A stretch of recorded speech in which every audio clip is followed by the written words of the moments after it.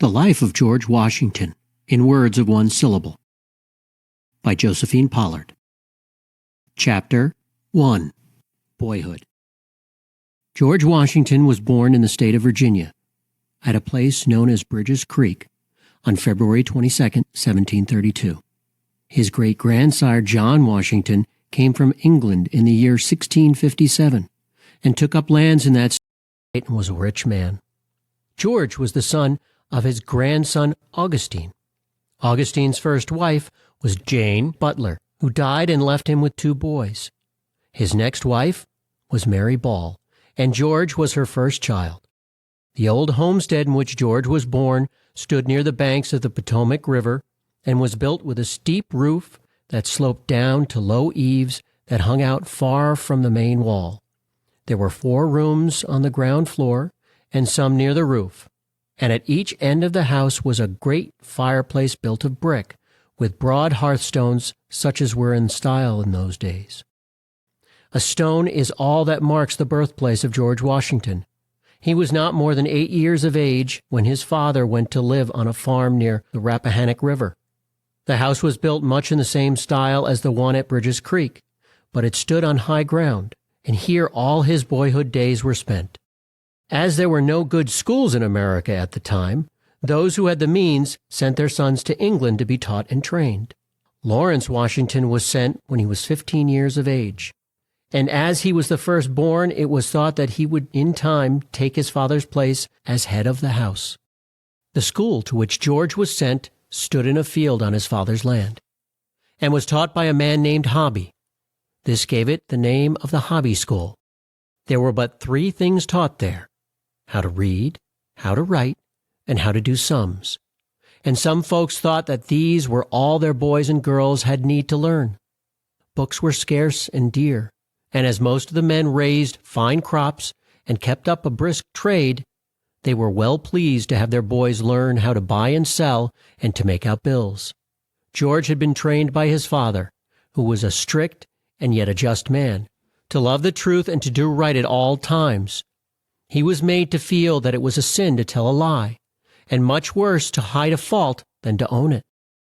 George had a small axe, of which he was quite proud and boylike. He cut right and left with it, and thought not of the harm he might do. On the lawn stood a small tree, which his father hoped to see grow up to a good height and bear fine fruit. George made a great gash in this tree with his sharp axe, and when his father saw it, he was quite sad. He called the boy to his side, and in a stern voice said, "Who did this? Who cut this tree?" George hung his head with shame. He knew he had done wrong, and he stood in fear of his father, who he knew would use the rod where there was need of it. It was a chance for the boy to show what kind of stuff he was made of. George raised his face, still red with the blush of shame, and said in his frank way and without a sign of fear, "I did it, father. I cannot tell a lie." There was no need to use the rod on such a boy as that, and the father must have felt a thrill of joy when he found that the great truths he had taught his son had such a hold on his mind and had struck their roots deep into his heart. It is told that he clasped George to his breast and said with tears in his eyes that it would grieve him less to lose scores and scores of trees than to have his boy tell one lie. But you must not think that George Washington was such a good boy, that he could guide himself and did not need to be kept in check. He was high-strung, as quick as a flash, and felt that he was born to rule, and these traits his mother had to keep down and train so they would not wreck the young boy. For when George was not yet 12 years of age, his father died, and his mother was left with the care of 5 young folks. The task was one for which she was well fit, as she had rare good sense, a fine mind, a strong will, and a kind heart. She used to read to her boys and girls each day out of some good book, talk with them, and tell them how they could best serve God and man. And George laid up each word in his heart, and sought to pay her back as well as he could for all her kind love and care. She said of George that he was a good boy, and it had been said in her praise that a noble mother must have borne so brave a son. When George was 13 and his half-brother Lawrence 21, England and Spain went to war, and Lawrence went with the troops that were sent to the West Indies.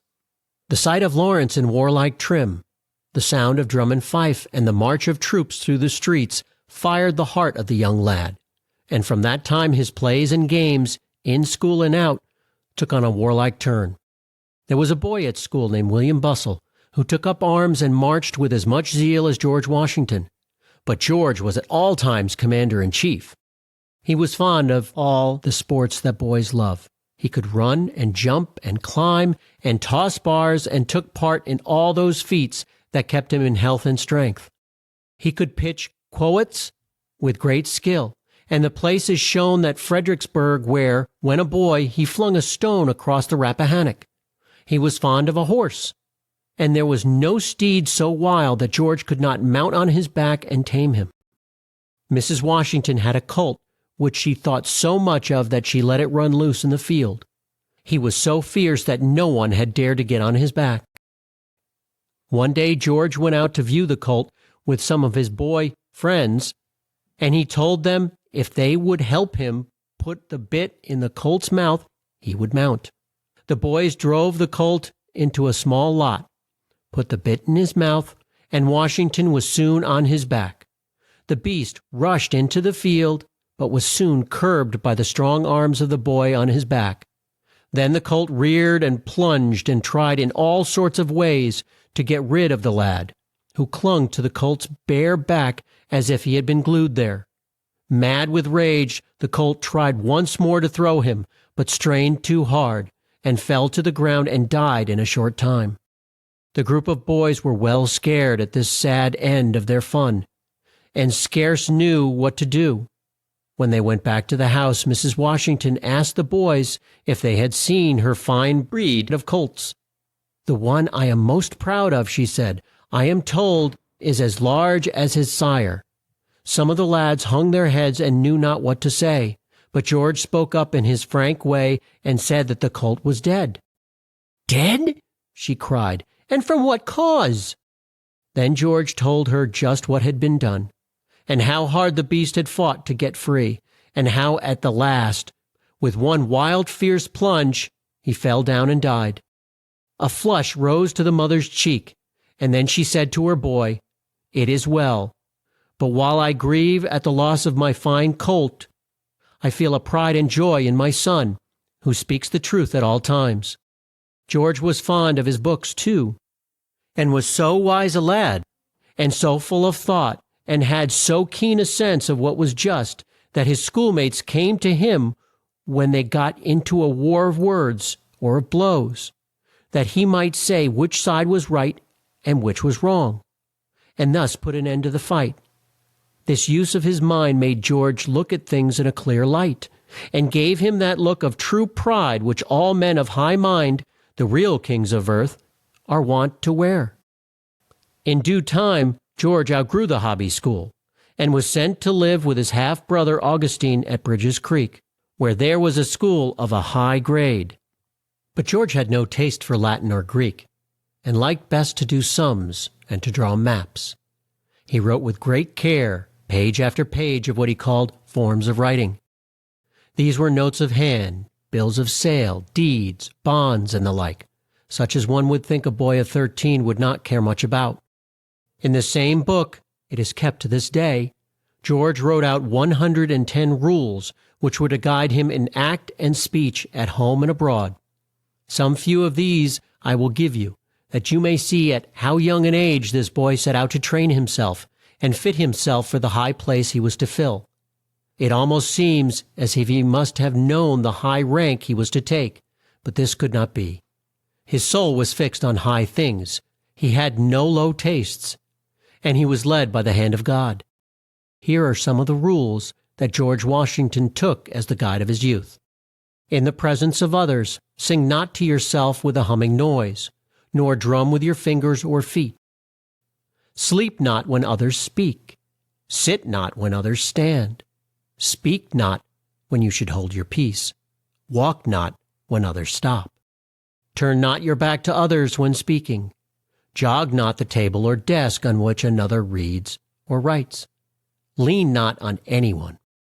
Read no letters, books, or papers in company. But when there is a need for doing it, you must ask leave.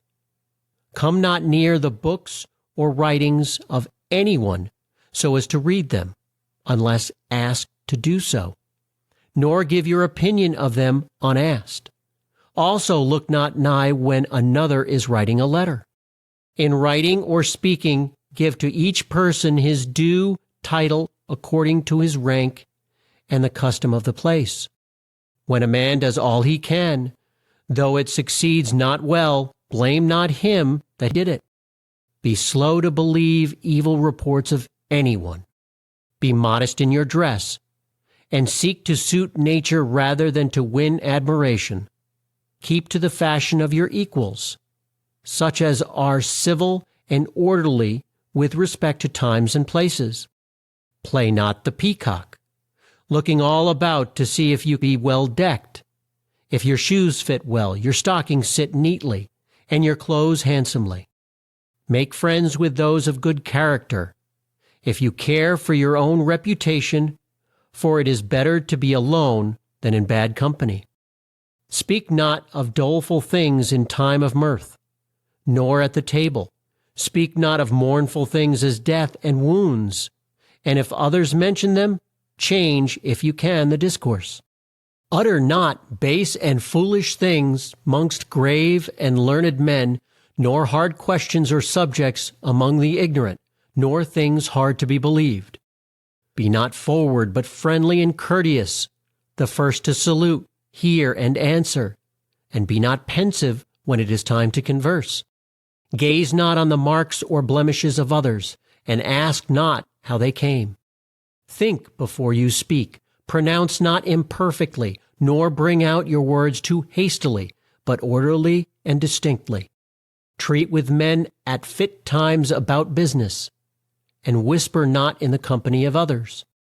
Be not curious to know the affairs of others, nor go near to those that speak in private. Undertake not to do what you cannot perform, but be careful to keep your promise. Speak not evil of the absent, for it is unjust. Make no show of taking great delight in your food. Feed not with greediness. Cut your bread with a knife. Lean not on the table, neither find fault with what you eat. When you speak of God, let it be gravely and in reverence. Honor and obey your parents, although they be poor. Let your amusements be manful, not sinful.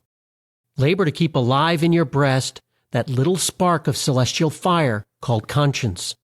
It is not known where George found these rules he took so much pains to write out, but it is plain that he set great store by them and made use of them throughout his whole life. Chapter 2. Youth. George was a great pet with his brother Lawrence Washington, who thought it would be a nice thing for him to serve on board one of the king's ships of war. While Lawrence was in the West Indies, he was on good terms with General Wentworth and Admiral Vernon, and he had no doubt they would do their best to get his brother a good place. He spoke to George about it, and the boy was wild with joy. His mother's pride was roused, and at first she did not put a straw in his way, but gave him all the help she could. But as the time drew near, her heart, which had been so strong and brave and full of pride, gave way, and she felt that she could not part with her dear boy.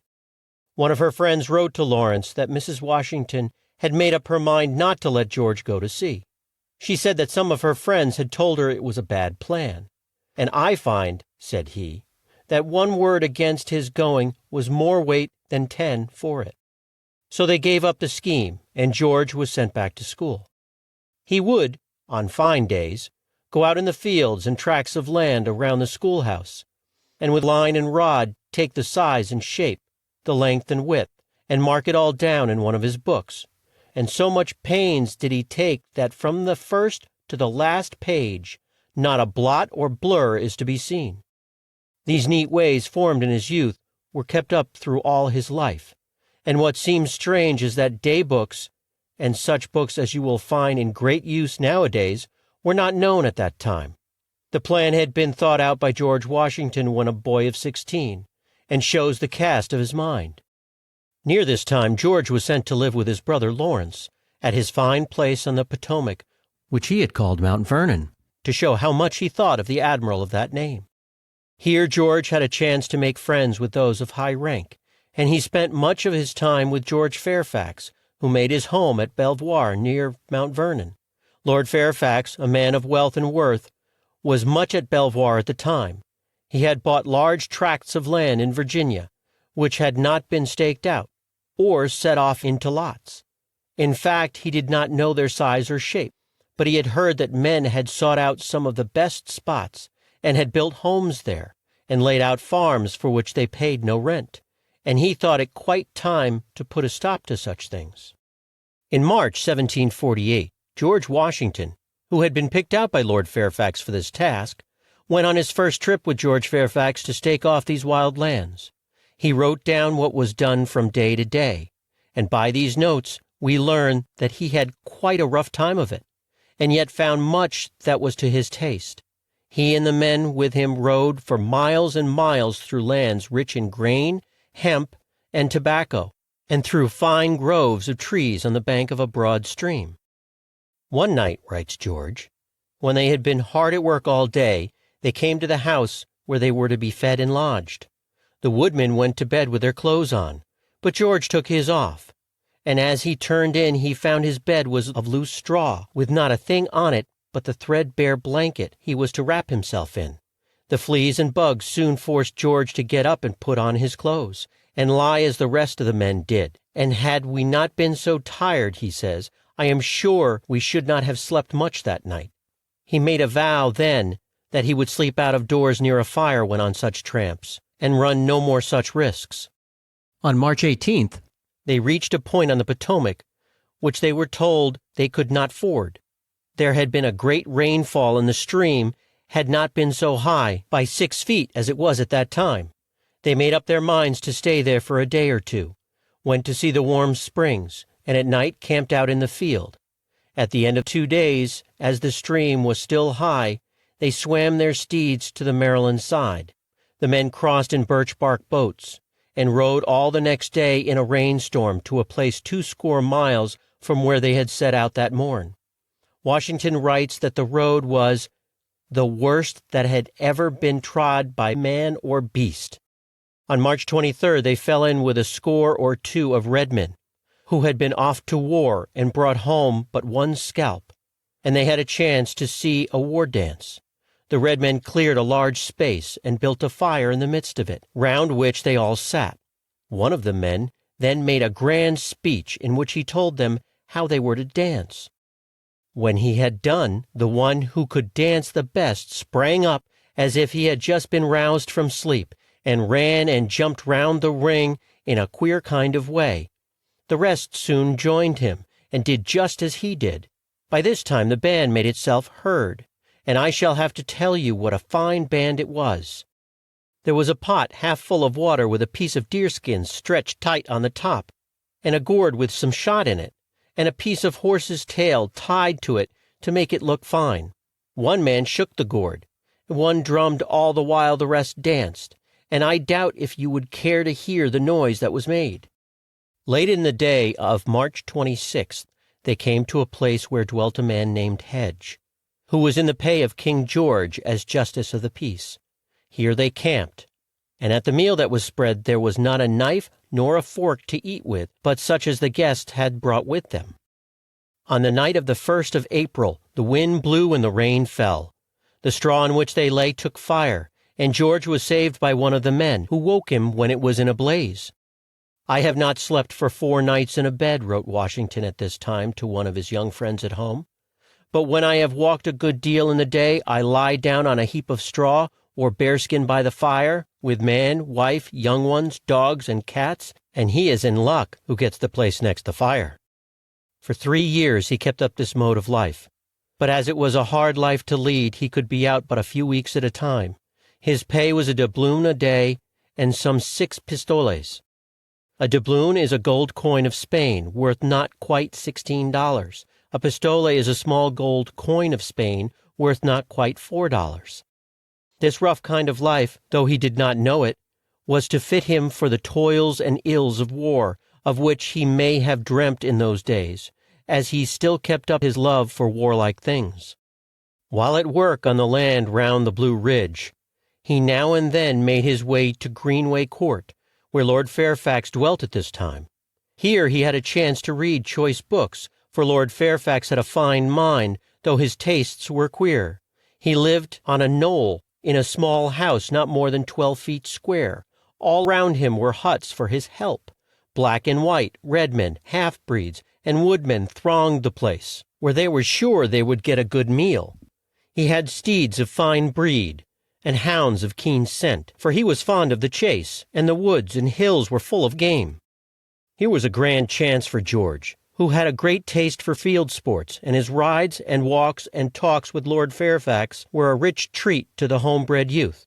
This wise friend lent George good books, which he took with him to the woods and read with great care, and in this way stored his mind with rich thoughts. In Virginia there were some few men who had served in the late war twixt England and Spain, and they put George through such a drill with sword and with gun that he learned to use them both with great skill. A Dutchman named Van Brom was one of these men, and he claimed to know a great deal of the art of war. He it was that took George in hand to teach him the use of the sword and how to fence. When he was 19 years of age, the Redmen and the French had made such inroads on the front that it was thought best to place men on guard to keep back these foes and uphold the laws of the state of Virginia. There was need of someone to take charge of the school of arms at one of the chief outposts where the French sought to get a foothold, and the choice fell on George Washington, who set to work at once to fit himself for the place. His brother's ill health caused this scheme to be dropped for a time, as Lawrence was forced to go to the West Indies for a change of air, and begged George to go with him. George gave up all thought of self, and the two set sail for Barbados, September 28, 1751. At sea he kept a logbook, took notes of the course of the winds, and if the days were fair or foul, and learned all he could of the ways of a ship and how to sail one. They reached Barbados on November 3rd, and were pleased with the place, and all the strange sights that met their gaze. On all sides were fields of corn and sweet cane, and groves of trees rich in leaves and fruit, and all things held out hope for cure for the sick man whose lungs were in a weak state. They had been but 2 weeks in Barbados when George fell ill with smallpox, and this for a time put an end to all their sports. But he had the best of care, and at the end of 3 weeks was so well that he could go out of doors. Lawrence soon tired of this place, and longed for a change of scene. They had to ride out by the first dawn of day, for by the time the sun was half an hour high, it was as hot as at midday. There was no change in the sick man's health, and he made up his mind to go to Bermuda in the spring. He was lonesome without his wife, so it was planned that George should go back home and bring her out to Bermuda. George set sail December 22nd, and reached Virginia at the end of 5 weeks. He must have been glad to step on shore once more, for the cold winds and fierce storms to be met with at sea at that time of year made life on shipboard something of a hardship. Lawrence did not gain in health, and ere his wife could join him he wrote her that he would start for home to his grave. He reached Mount Vernon in time to die 'neath his own roof, and with kind friends at his bedside. His death took place on the 26th of July, 1752, when he was but 34 years of age. He had been like a father to George, and their hearts were bound by ties so strong and sweet that it was a great grief for them to part. But George had no time to sit down and mourn his loss. There was work for him to do. New cares were thrust on him by his brother's death that took up all his time and thoughts for some months. And he had to keep up his drills with the men at the School of Arms, for which he was paid by the state. Chapter 3. The First Step to Fame. The time had now come when Washington was to take a fresh start in life, and win for himself high rank. The French, who thought they had just as good a right as the English to take up land in America, pressed their claims, and built forts on the Great Lakes and on the banks of the Ohio River. They made friends of the red men at or near these posts, and made it known that they would fight the English at all points. The red men on the north shore of Lake Ontario were good friends with the French, but those on the south shore were not. They had been well dealt with by the English, and their chief half-king did not like the warlike move that was made by the French. He went to the French post on Lake Erie, and spoke thus to the troops there: "You have no right to come here and build towns and take our land from us by fraud and force. We raised a flame in Montreal some time ago, where we asked you to stay and not to come here on our land. I now ask you to go back to that place, for this land is ours. Had you come in a peaceful way like the English, we should have let you trade with us as they do, but we will not let you come and build on our land and take it by force. You and the English are white. We live in a land between you, to which you and they have no right. The great being gave it to us. We have told the English to move off, and they have heard us, and now we tell it to you. We do not fear you, and we mean to keep you both at arm's length." The Frenchman said to Half-King, "You talk like a fool. This land is mine, and I will have it. Let who will stand up against me? I have no fear of such as you. I tell you that down the Ohio I will go and build forts on it. If it were blocked up, I have troops enough to break through it, and to tread down all who would try to stop me. My force is as the sand of the sea." This proud speech made Half-King feel as if he had been stabbed to the heart. It was the death blow to his race. But he turned with hope and trust to the English, who thus far had not shown a wish to do what was not just to his tribe. On October 30th, 1753, Washington set out from Williamsburg in Virginia with a small band of men. He was just of age, and ranked as Major Washington. He was to go to the French outpost near Lake Erie with a note from Governor Dinwiddie to the head man there to ask for a reply in the name of King George. He was to find out where forts had been built, and how large a force of troops had crossed the lakes, and to learn all that he could of those who had dared to set up the flag of France on soil Which the English claimed as their own. Washington's route lay through thick woods and swamps, where the foot of man had not trod. He had to climb steep and rough hills where wild beasts had their lairs, and to cross streams on frail rafts, if they could not swim or ford them. There were but 8 men in the whole band, and the post they were to reach lay 560 miles off, and the whole of the way had to be made on horseback or on foot. They met some of the Indian chiefs at a place called Logstown, and Washington made his first speech to the redmen. He told them what he had come for, and asked that some of their braves might go with him as guides and safeguards for the rest of the way. He then gave them what was called a speech belt, wrought with beads, as a sign that they were friends and full of peace and goodwill. The chiefs were mild and full of peace. They said that Washington might have some of their men as guides, but he would have to wait for 2 or 3 days, as the young braves had gone out in search of game. This Washington could not do. There was no time to lose, so he set out with but 4 red men as guides, and Half-King was one of them. Through rain and snow, through a long stretch of dark woods that seemed to have no end, through deep streams and swamps where there was no sure foothold for man or beast, the brave band kept on their way. At the end of 35 days from the time they left Williamsburg, they reached a place called Venango, where they saw a house from the top of which a French flag flew, and Washington called a halt. The head man in charge asked him and his friends to sup with him. The wine was passed with a free hand, but Washington did not drink like his French host. He knew he would need to keep a cool head for his work. When the Frenchman had his tongue loosened by the wine, he told a good deal. "We have got the land," he said, "and we mean to keep it. You English may have 2 men to our 1, but you are slow. It takes you a long time to move." The man's tongue wagged on in a free way, and Washington, who kept his wits, wrote down all he said that could be of use to him. The next day it rained hard, and they could not go on. Then for the first time the Frenchmen found that there were red men with the English. Washington had kept them back, for he feared to trust them to the wiles of the French. But now the shrewd man made a great time, and hailed them as dear friends. He was so glad to see them. How could they be so near and not come to see him?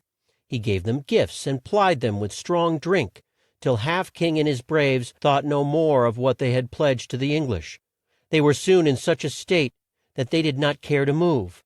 It took some time for Washington to get them free from the wiles of the French, and it took 4 days more of snow and rain through mire and swamp to reach the fort for which they had set out. Here Washington met the chief of the fort, and made known the cause that had brought him. He gave him the note from Governor Dinwiddie, in which it was asked why the French had come into a state that was owned by Great Britain, and they were bid to go in peace. The French took 2 days in which to think of the course they should take, and in this time Washington set down in his notebook the size and strength of the fort, and all that he could find out. He told his men to use their eyes, and to count the boats in the stream and the guns in the fort. The first chance he had, Washington drew a plan of this fort, and it was sent to England for King George to see. Washington saw that the Half King and the braves with him had much to say to the French, and he did not trust them. He heard that the English who sought to trade on the Ohio were seized by the French, and that some red men had passed the fort with 2 or 3 white scalps. All this made him wish to get off safe with his small band, and when the French chief gave him a sealed note, he had a shrewd guess as to what was in it. At last, when the start was to be made, the French chief had large stores of food and wine put on their boats, and made a great show of good will, but at the same time he tried to keep the red men with him, and told them he would give them guns for gifts the next day. Washington was pressed by the red men to wait that long for them, and the next morning the French had to give the guns. Then they tried to get the red men to drink once more, but Washington pled with them, and at last got them to start. It was hard to steer the boats, as the stream was full of ice, and at times they had to leap out and stand in the wet for an hour at a time, to drag the boats by main force off the shoals. On the part of the trip that had to be made by land, they had a hard time, too. It was cold, the roads were deep in mire, and the steeds were so worn out that it was feared they would fall by the way. Washington gave up his horse to help bear the food and things for use, and he asked his friends to do so too.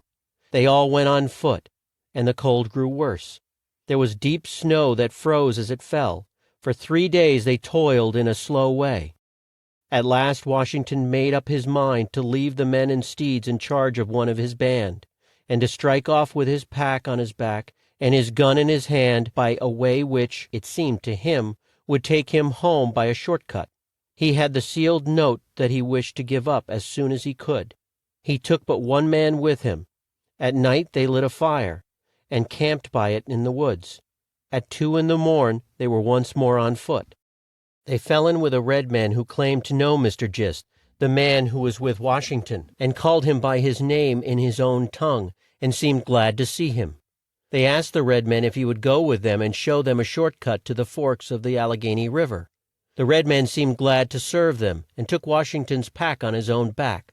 Then the 3 set out, and walked at a brisk pace for 8 or 10 miles. By this time Washington's feet were so sore that he could not take a step without pain, and he was well tired out. He thought it best to camp where they were, and the red men begged Washington to let him bear his gun. But the major would not let it go out of his own hands. This made the red men cross, and he urged them to keep on, and said there were redskins in the woods who would scalp them if they lay out all night. He would take them to his own hut where they would be safe. The red men lost faith in their guide, and were soon quite ill at ease. When the red men found that he could not make them go his way, or do as he said, he ceased to wear the face of a friend. At heart he was the foe of all white men. All at once he made a stop, and then turned and fired on them. Washington found that he was not hit, so he turned to Mr. Gist and said, "Are you shot?" "No," said Gist. Then the red man ran to a big white oak to load his gun. Gist would have killed him, but Washington would not let him. Gist says, "We let him charge his gun. We found he put in a ball. Then we took care of him. The major or I stood by the guns. We made him make a fire for us by a small run, as if we meant to sleep there. I said to the major, 'As you will not have him killed, we must get rid of him in some way, and then we must march on all night.' On which I said to the red men, I suppose you were lost and fired your gun. He said he knew the way to his log hut, and it was not far off. Well, said I, do you go home? And as we are tired, we will follow your track in the morning. And here is a cake of bread for you, and you must give us meat in the morning. He was glad to get off. Washington says, we walked all the rest of the night, and made no stop that we might get the start so far as to be out of their reach the next day, since we were quite sure they would get on our track as soon as it was light. But no more was seen or heard of them, and the next night at dusk the two white men came to the Allegheny, which they thought to cross on the ice. This they could not do, so they had to go to work with but one small axe, and a poor one at that, and make a raft. It was a whole day's work. They next got it launched, and went on board of it, then set off. But when they were in midstream, the raft was jammed in the ice in such a way that death seemed to stare them in the face. Washington put out his pole to stay the raft so that the ice might pass by, but the tide was so swift that it drove the ice with great force. It bore down on the pole so hard that Washington was thrown into the stream, where it was at least 10 feet deep. He would have been swept out of sight if he had not caught hold of one of the raft logs. As they found they could not cross the stream or get back to the shore they had left, they quit the raft and got on a small isle near which they were borne by the tide. But this was not the end of their ill luck. It was so cold that Mr. Gist's hands and feet froze, and both he and Washington were in great pain throughout the long dark night. A gleam of hope came with the dawn of day, for they found the ice twixt them and the east bank of the stream was so hard as to bear their weight, and they made their way on it, and the same day came to a place where they could rest. Here they spent 2 or 3 days. They set out on the 1st of January, and the next day came to Monongahela, where Washington bought a horse. On the 11th he got to Belvoir, where he stopped one day to take the rest he was in need of, and then set out and reached Williamsburg on the 16th of January. He gave to Governor Dinwiddie the note that he had brought from the French chief, showed him the plans of the fort, and told him all that he had seen and done. The fame of his deeds, of the ills he had borne, and the nerve and pluck he had shown, was soon noised abroad, and George Washington, though a mere youth, was looked up to by young and old. Chapter 4. To the Front. The French chief in his note to Governor Dinwiddie had said, in words that were smooth but clear, that he would not leave the banks of the Ohio, so the English felt as if it were time for them to make a move, though they did not wish to bring on a war. Land was set off on the Ohio, where a fort was built, and the rest of it left for the use of the troops. Washington was asked to lead the troops, but he shrank from it as a charge too great for one so young. So Joshua Fry was made colonel, and Washington lieutenant colonel of a force of 300 men. It was hard to get men to join the ranks. The pay was small, and those who had good farms and good homes did not care to leave them. Those who had a mind to go were for the most part men who did not like to work, and had no house or home they could call their own. Some were barefoot, some had no shirts to their backs, and not a few were without coat or waistcoat, as the vest was called in those days. If it was hard work to get these kind of men, it was still more of a task to find those who would serve as chiefs, and Washington found himself left in charge of a lot of raw troops who knew no will but their own. But Van Braam, who had taught Washington how to use the sword, was with him, and gave him just the aid he had need of at this time. On April 2, 1754, Washington, at the head of 150 men, set off for the new fort at the fork of the Ohio.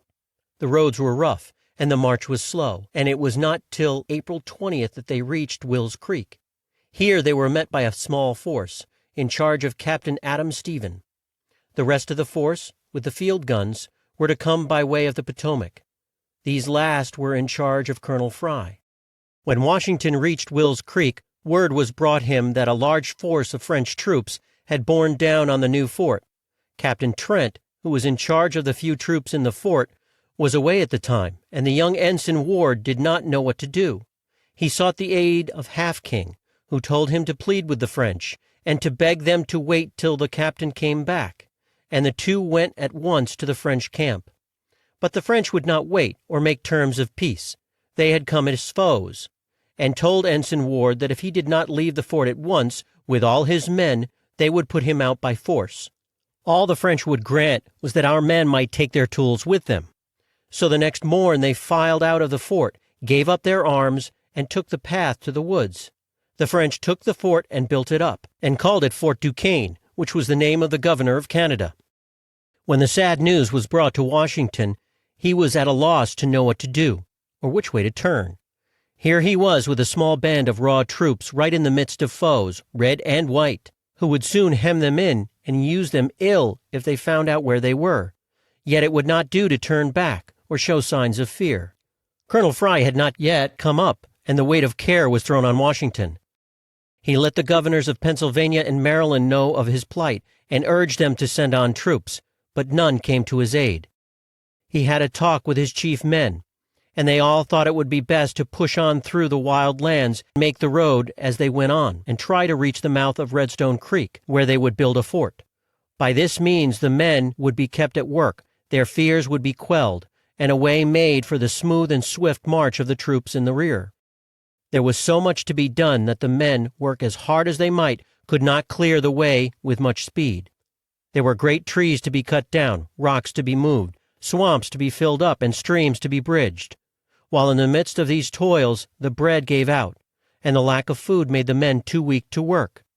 In spite of all these ills, they made out to move at a rate of 4 miles a day up steep hills and through dense woods that have since borne the name of the Shades of Death.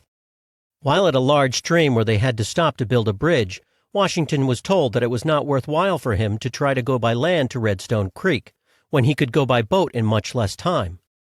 This would be a good plan if it would work, and to make sure Washington took 5 men with him in a bark boat down the stream. One of these men was a redskin guide. When they had gone 10 miles, the guide said that was as far as he would go. Washington said, "Why do you want to leave us now? We need you, and you know that we cannot get on without you. Tell us why you wish to leave." The red men said, "Me want gifts. The red men will not work without them. The French know this and are wise. If you want the red men to be your guides, you must buy them. They do not love you so well that they will serve you without pay." Washington told the guide that when they got back, he would give them a fine white shirt with a frill on it and a good greatcoat, and this put an end to the strike for that time. They kept on in a small boat for a score of miles, till they came to a place where there was a falls in the stream at least 40 feet.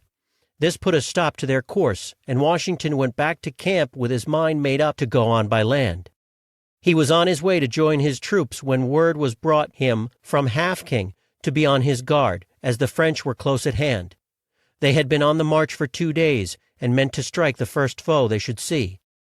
Half King said that he and the rest of his chiefs would be with Washington in 5 days to have a talk. Washington set to work at once to get his troops in shape to meet the foe. Scouts were sent out. There was a scare in the night. The troops sprang to arms and kept on the march till daybreak. In the meantime, at 9 o'clock at night, word came from Half King, who was then 6 miles from the camp, that he had seen the tracks of 2 Frenchmen, and the whole force was near that place. Washington put himself at the head of 20 men, left the rest to guard the camp, and set off to join Half King. The men had to grope their way by footpaths through the woods. The night was dark, and there had been quite a fall of rain, so that they slipped and fell and lost their way, and had to climb the great rocks, and the trees that had been blown down and blocked their way. It was near sunrise when they came to the camp of Half King, who at once set out with a few of his braves to show Washington the tracks he had seen. Then Half King called up 2 of his braves, showed them the tracks, and told them what to do. They took the scent, and went off like hounds, and brought back word that they had traced the footprints to a place shut in by rocks and trees where the French were in camp. It was planned to take them off their guard. Washington was to move on the right, Half King and his men on the left. They made not a sound. Washington was the first on the ground, and as he came out from the rocks and trees at the head of his men, the French caught sight of him and ran to their arms. A sharp fire was kept up on both sides. De Jumonville, who led the French troops, was killed with 10 of his men. 1 of Washington's men was killed. and 2 or 3 met with wounds. None of the red men were hurt, as the French did not aim their guns at them at all. In less than half an hour the French gave way and ran, but Washington's men soon came up with them, took them, and they were sent, in charge of a strong guard, to Governor Dinwiddie. This was the first act of war in which blood had been shed, and Washington had to bear a great deal of blame from both French and England till the truth was made known. He was thought to have been too rash and too bold, and in more haste to make war than to seek for peace. These sins were charged to his youth, for it was not known then how much more calm and wise and shrewd he was than most men who were twice his age. The French claimed that this band had been sent out to ask Washington in a kind way to leave the lands that were held by the crown of France, but Washington was sure they were spies. And Half King said they had bad hearts, and if our men were such fools as to let them go, he would give them no more aid. Half King was full of fight, and Washington was flushed with pride, and in haste to move on and brave the worst. He wrote home, "The Mingoes have struck the French, and I hope will give a good blow before they have done." Then he told of the fight he had been in, and how he had won it, and was not hurt though he stood in the midst of the fierce fire. The balls whizzed by him, and, said Washington, I was charmed with the sound. This boast came to the ears of George II, who said, in a dry sort of way, he would not say so if he had heard many. When long years had passed, someone asked Washington if he had made such a speech. "If I did," he said, "it was when I was young," and he was but 22 years of age. He knew that as soon as the French heard of the fight and their bad luck, they would send a strong force out to meet him. So he set all his men to work to add to the size of the earthwork, and to fence it in so that it might be more of a stronghold. Then he gave to it the name of Fort Necessity, for it had been thrown up in great haste in time of great need, when food was so scant it was feared the troops would starve to death. At one time, for 6 days, they had no flour and, of course, no bread. News came of the death of Colonel Fry at Will's Creek, and Washington was forced to take charge of the whole force. Fry's troop, 300 in all, came up from Will's Creek, and Half King brought 40 red men with their wives and young ones, and all these had to be fed and cared for. Young as he was, Washington was like a father to this strange group of men. On Sundays, when in camp, he read to them from the Word of God, and by all his acts made them feel that he was a good and true man and fit to be their chief. The red men did quite well as spies and scouts, but were not of much use in the field, and they, and some men from South Carolina, did much to vex young Washington.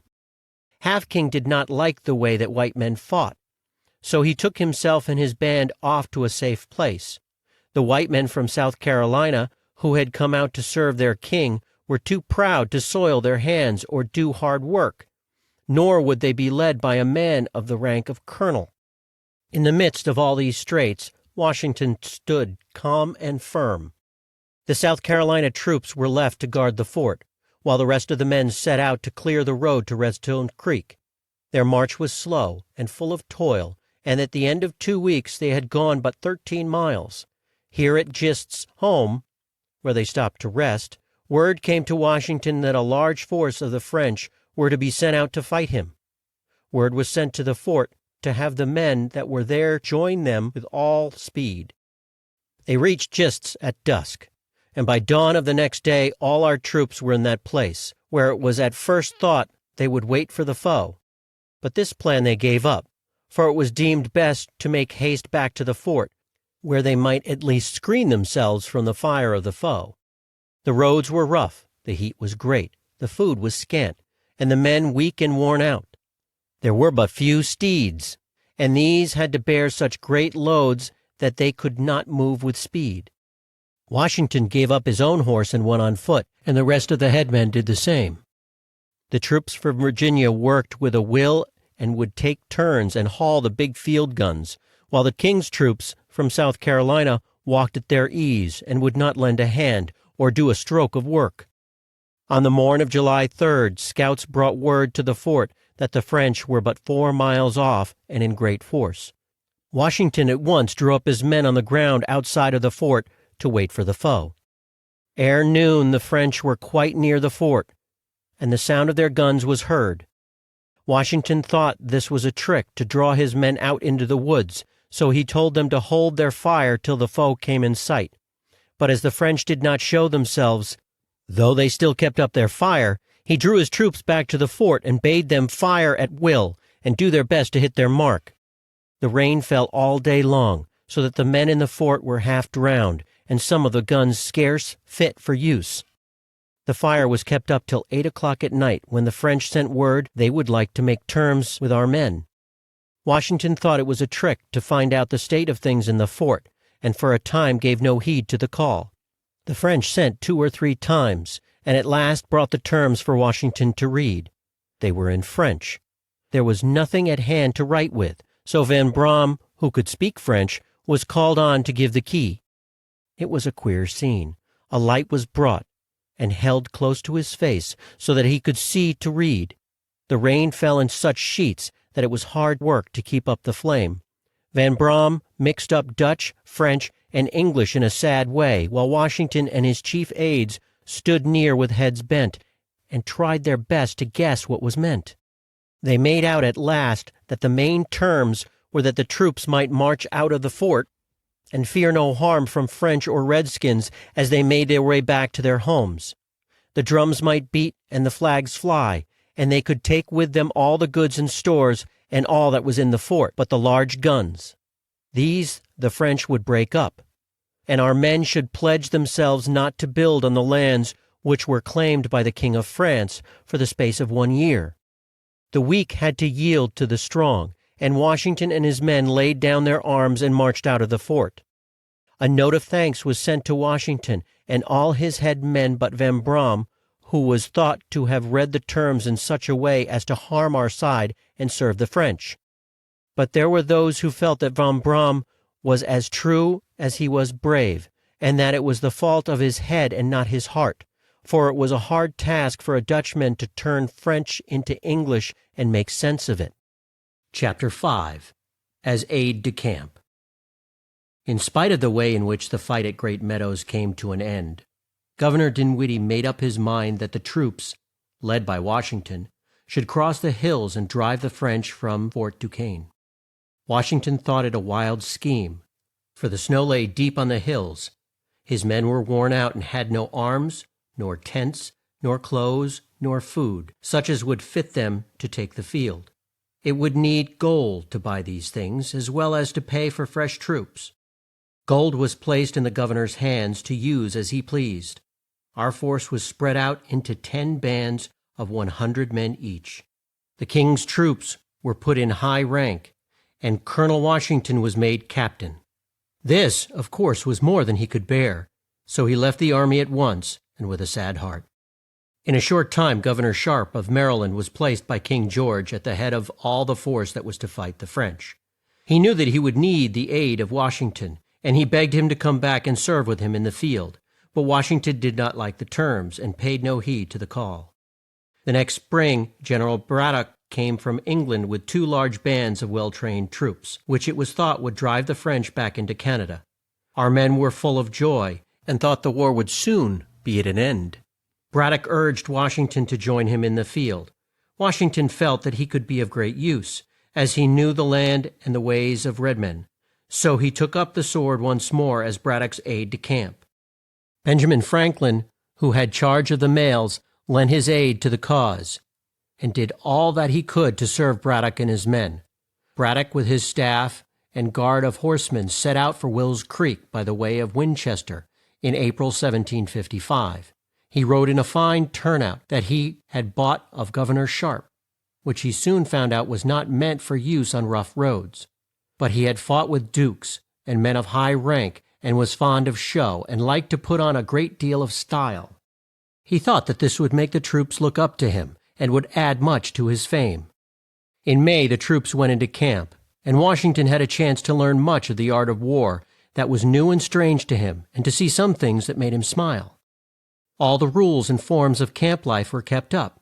One of the headmen who died while in camp was borne to the grave in this style: A guard marched in front of the corpse, the captain of it in the rear. Each man held his gun upside down as a sign that the dead would war no more, and the drums beat the dead march. When near the grave, the guard formed two lines that stood face to face, let their guns rest on the ground, and leaned their heads on the butts.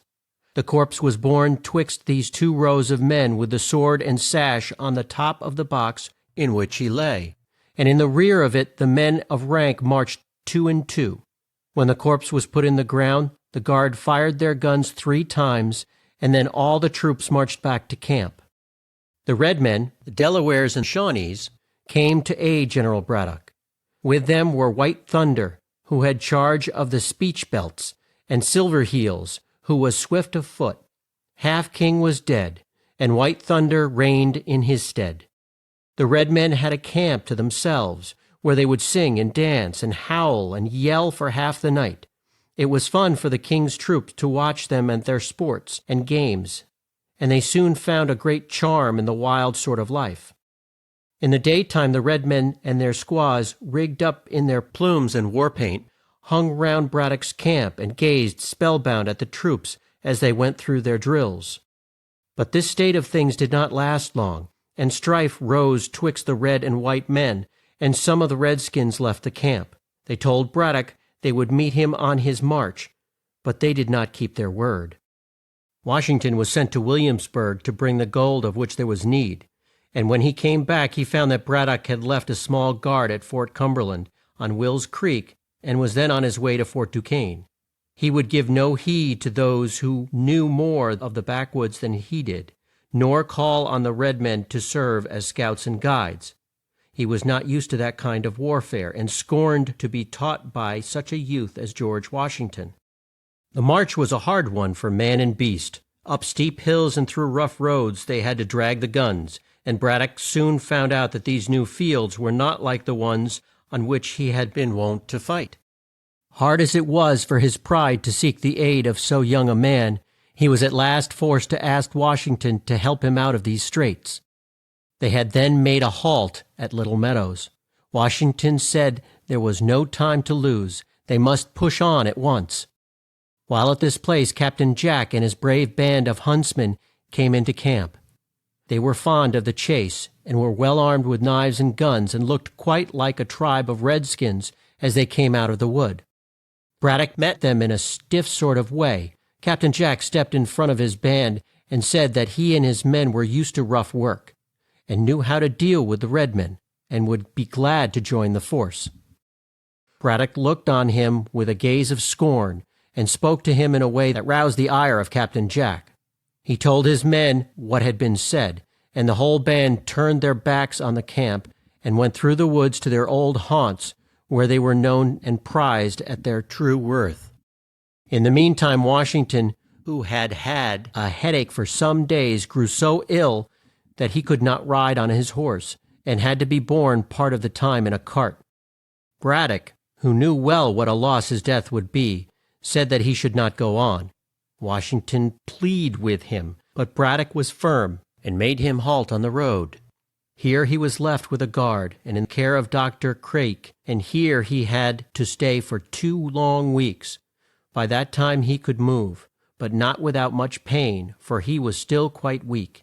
It was his wish to join the troops in time for the great blow, and while yet too weak to mount his horse, he set off with his guards in a close cart, and reached Braddock's camp on the 8th of July. He was just in time, for the troops were to move on Fort Duquesne the next day. The fort was on the same side of the Monongahela as the camp, but twixt them lay a pass 2 miles in length, with the stream on the left and a high range of hills on the right. The plan was to ford the stream near the camp, march on the west bank of the stream for 5 miles or so, then cross to the east side and push on to the fort. By sunrise the next day, the troops turned out in fine style and marched off to the noise of drum and fife. To Washington this was a great sight. Though still weak and ill, he rode his horse, and took his place on the staff as aide de camp. At 1 o'clock the whole force had crossed the ford north of the fort, and were on their way up the bank, when they were met by a fierce and sharp fire from foes they could not see. Wild war whoops and fierce yells rent the air. What Washington feared had come to pass. Braddock did his best to keep the troops in line, but as fast as they moved up, they were cut down by foes screened by rocks and trees. Now and then one of the red men would dart out of the woods with a wild yell to scalp a redcoat who had been shot down. Wild fear seized Braddock's men, who fired and took no aim. Those in the front rank were killed by those in the rear. Some of the Virginia troops took post back of trees and fought as the red men did.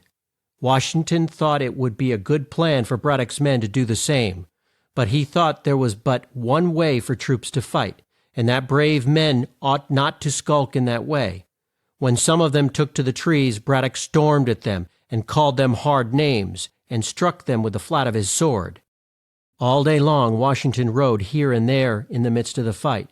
He was in all parts of the field, a fine mark for the guns of the foe, and yet not a shot struck him to do him harm. 4 small shots went through his coat. 2 of his steeds were shot down, and though those who stood near him fell dead at his side, Washington had not one wound. The fight raged on. Death swept through the ranks of the redcoats. The men at the guns were seized with fright. Washington sprang from his horse, wheeled a brass field piece with his own hand, and sent a good shot through the woods. But this act did not bring the men back to their guns. Braddock was on the field the whole day and did his best to turn the tide, but most of his headmen had been slain in his sight. 5 times he had been forced to mount a fresh horse, as one by one was struck down by the foeman's shot, and still he kept his ground and tried to check the flight of his men. At last a shot struck him in the right arm and went into his lungs. He fell from his horse and was borne from the field. The troops took fright at once, and most of them fled. The yells of the red men still rang in their ears. "All is lost," they cried. "Braddock is killed." Washington had been sent to a camp 40 miles off and was on his way back when he heard the sad news. But Braddock did not die at once. He was brought back to camp, and for 2 days lay in a calm state but full of pain. Now and then his lips would move, and he was heard to say, "Who would have thought it? We shall know how to deal with them the next time." He died at Fort Necessity on the night of July 13th. Had he done as Washington told him, he might have saved his own life and won the day. But he was a proud man, and when he made up his mind to do a thing, he would do it at all risks.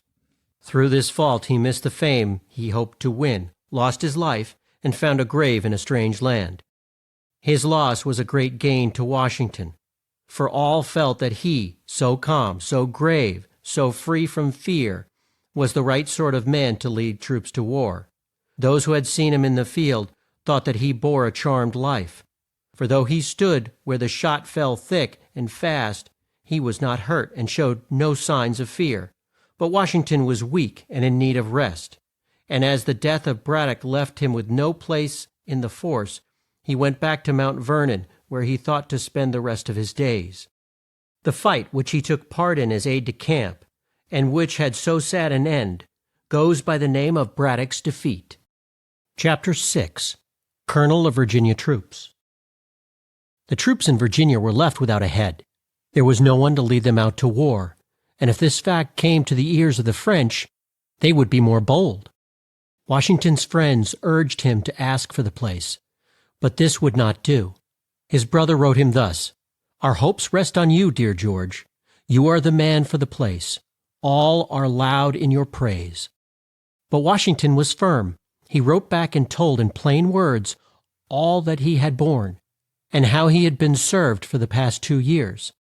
"I love my land," he said, "and shall be glad to serve it, but not on the same terms that I have done so."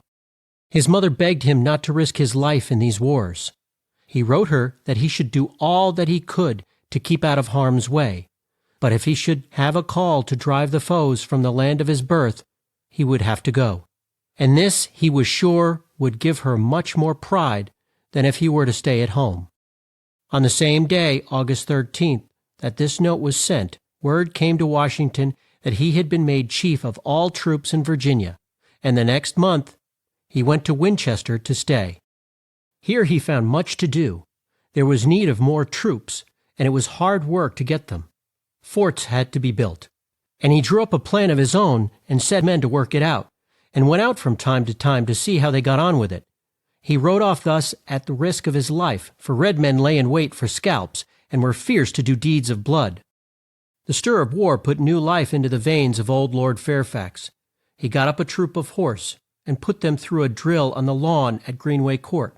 He was fond of the chase, and knew how to run the sly fox to the ground. The red man was a sort of fox, and Fairfax was keen for the chase, and now and then would mount his steed and call on George Washington, who was glad to have his kind friend so near. In a short time he had need of his aid, for word came from the fort at Will's Creek that a band of red men were on the warpath with firebrands and knives, and were then on their way to Winchester. A man on a fleet horse was sent post haste to Washington, who had been called to Williamsburg, the chief town. In the meantime Lord Fairfax sent word to all the troops near his home to arm and haste to the aid of Winchester. Those on farms flocked to the towns, where they thought they would be safe, and the townfolk fled to the west side of the Blue Ridge. In the height of this stir Washington rode into town, and the sight of him did much to quell their fears. He thought that there were but a few redskins who had caused this great scare, and it was his wish to take the field at once and go out and put them to flight. But he could get but a few men to go with him. The rest of the town's troops would not stir. All the old firearms that were in the place were brought out, and smiths set to work to scour off the rust and make them fit for use. Caps, such as are now used on guns, were not known in those days. Flintstones took their place. One of these was put into the lock, so that when it struck a piece of steel it would flash fire, and the spark would set off the gun. These were called flintlock guns. Such a thing as a match had not been thought of, and flintstones were made use of to light all fires. Carts were sent off for balls and flints, and for food with which to feed all those who had flocked to Winchester. The tribes of red men that had once served with Washington were now on good terms with the French. One of their chiefs, named Jacob, laughed at forts that were built of wood, and made his boast that no fort was safe from him if it would catch fire. The town where these red men dwelt was 20 miles from Fort Duquesne, and a band of brave white men, with George Armstrong and Hugh Mercer at their head, set out from Winchester to put them to rout. At the end of a long march they came at night on the red men's stronghold, and took them off their guard. The red men, led by the fierce chief Jacob, who chose to die ere he would yield, made a strong fight. But in the end most of them were killed, their huts were set on fire, and the brave stronghold was a stronghold no more. In the meantime Washington had left Winchester and gone to Fort Cumberland on Will's Creek. Here he kept his men at work on the new roads and old ones. Some were sent out as scouts. Brigadier General Forbes, who was in charge of the whole force, was on his way from Philadelphia, but his march was a slow one, as he was not in good health. The plan was when he came to move on the French fort. The work that was to have been done north of the fort by Lord Loudoun hung fire. It was felt that he was not the right man for the place, and so his lordship was sent back to England. Major General Abercrombie then took charge of the king's troops at the north. These were to charge on Crown Point. Major General Amherst, with a large force of men, was with the fleet of Admiral Boscawen, that set sail from Halifax the last of May. These were to lay siege to Louisburg and the Isle of Cape Breton, which is at the mouth of the Gulf of St. Lawrence. Forbes was to move on Fort Duquesne, and was much too slow to suit Washington, who was in haste to start. His men had worn out their old clothes, and were in great need of new ones, which they could not get for some time. He liked the dress the red men wore. It was light and cool, and what had to be thought of most, it was cheap. Washington had some of his men put on this dress, and it took well, and has since been worn by those who roam the woods and plains of our great land. I will not tell you of all that took place near the Great Lakes at this time, as I wish to keep your mind on George Washington. The schemes laid out by General Forbes did not please Washington, who urged a prompt march on the fort while the roads were good. He wrote to Major Halkett, who had been with Braddock and was now on Forbes's staff. I find him fixed to lead a new way to the Ohio, through a road each inch of which must be cut where we have scarce time left to tread the old track, which is known by all to be the best path through the hills. He made it plain that if they went that new way all would be lost, and they would be waylaid by the redskins and meet with all sorts of ills. But no heed was paid to his words, and the warm days came to an end. 6 weeks were spent in hard work on the new road, with a gain of less than 60 miles, when the whole force might have been in front of the French fort had they marched by the old road as Washington had urged. At a place known as Loyal Hannon, the troops were brought to a halt, as Forbes thought this was a good place to build a fort. Some men in charge of Major Grant went forth as scouts. At dusk they drew near a fort, and set fire to a log house near its walls. This was a rash thing to do, as it let the French know just where they were. But not a gun was fired from the fort. This the king's troops took for a sign of fear, and were bold and proud and quite sure that they would win the day. So Braddock had thought, and we know his fate. At length, when Forbes and his men were off their guard, the French made a dash from the fort, and poured their fire on the king's troops. On their right and left flanks fell a storm of shot from the redskins, who had hid back of trees, rocks, and shrubs. The king's troops were then brought up in line, and for a while stood firm and fought for their lives.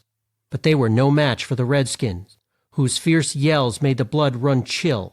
Major Lewis fought hand to hand with a brave, whom he laid dead at his feet. Redskins came up at once to take the white man's scalp, and there was but one way in which he could save his life. This was to give himself up to the French, which both he and Major Grant were forced to do, as their troops had been put to rout with a great loss. Washington won much praise for the way in which the Virginia troops had fought, and he was once put in charge of a large force, who were to lead the van, serve as scouts, and do their best to drive back the redskins, work that called for the best skill and nerve. It was late in the fall of the year when the king's troops all met Loyal Hannon, and so much had to be done to clear the roads, that snow would be on the ground ere they could reach the fort. But from those of the French they had seized in the late fight, they found out that there were but a few troops in the fort, that food was scarce, and the redskins false to their trust. This lent hope to the king's troops, who made up their minds to push on. They took up their march at once, with no tents or stores, and but few large guns. Washington rode at the head. It was a sad march, for the ground was strewn with the bones of those who had fought with Grant and with Braddock, and had been slain by the foe, or died of their wounds.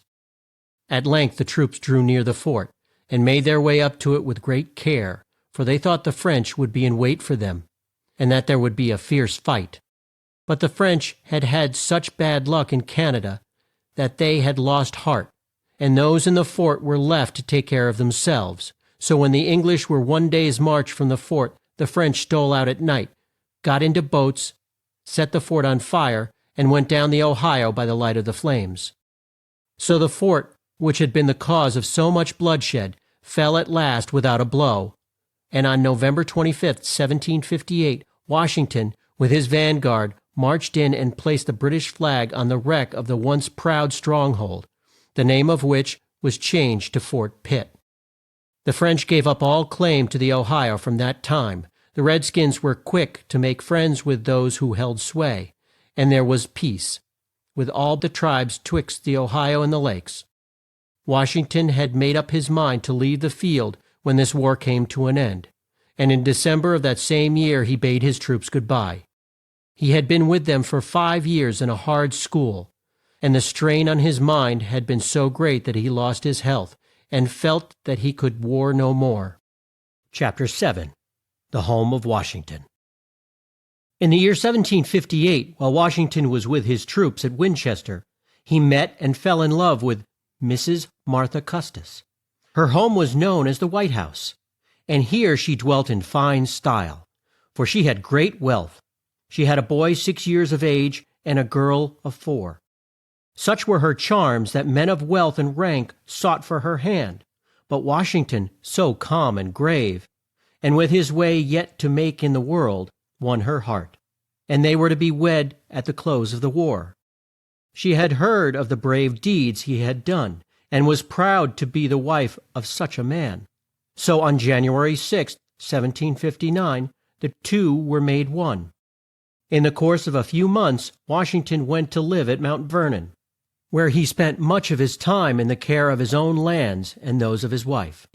He had a seat with those who made laws for the state, and no man was thought more of than George Washington. Washington loved to be at Mount Vernon, where he had spent a great part of his boyhood with his brother Lawrence, of whom he was so fond. The house stood on a knoll, and near it were wild woods and deep dells, haunts of the fox and the deer, and bright streams where fish could be found at all times. His chief sport was the chase, and at the right time of the year he would go out 2 or 3 times a week with dogs and horns and trained steeds in search of the sly fox who would lead him and his friends a fine run. Sometimes he would go out with his gun and shoot wild ducks, great flocks of which might be found on the streams close at hand. Or he would scour the woods for the game with which they were filled, and which none of those who owned the place had a right to kill. A man who had a bad name and paid no heed to the laws that were made was wont to make his way to the grounds near Mount Vernon, and shoot just what game he chose. More than once he had to be told to leave and not come back, but he paid no more heed than if he had been deaf, and was sure to take his pick from the best kind of ducks. One day when Washington was out on horseback, he heard the sound of a gun down near the edge of the stream. He put spurs to his horse, dashed through brush and brake, and soon came up to the rogue, who had just time to jump in his boat and push from shore. Then the bad man raised his gun, cocked it, and took aim at Washington, whom he would no doubt have shot down in cold blood. But Washington rode at once into the stream and seized the prow of the boat and drew it to shore. Then he sprang from his horse, wrenched the gun from the thief's hand, and laid on the lash in such a way that the rogue took to his heels when let loose, and came no more to Mount Vernon. As I told you, men of great wealth dwelt on the shores of the Potomac, and kept house in fine style. They had a large force of slaves, and made great feasts for their friends. One of them used to come out in a rich barge to meet Washington. This barge was rowed by 6 black men in check shirts and black velvet caps. Washington had a coach and 4, with black footmen, for Mrs. Washington to use when she drove out, but he chose to go on horseback. Sometimes he and his wife went to Annapolis, to a ball or feast of some sort, where Washington took part in the dance, and all the belles of the day were proud to dance with him, for he had a grand style that made him seem like no one else in the room. When storms kept him in the house, he would read or spend time at his desk with pen in hand. He was kind to his slaves, and took the best care of them when they were sick, but was quick to see that they did not shirk their work. He knew, too, just the kind of work each one was fit for, and which he could do the best. 4 of his slaves set out to hew and shape a large log. Washington kept his eye on them and thought they loafed too much.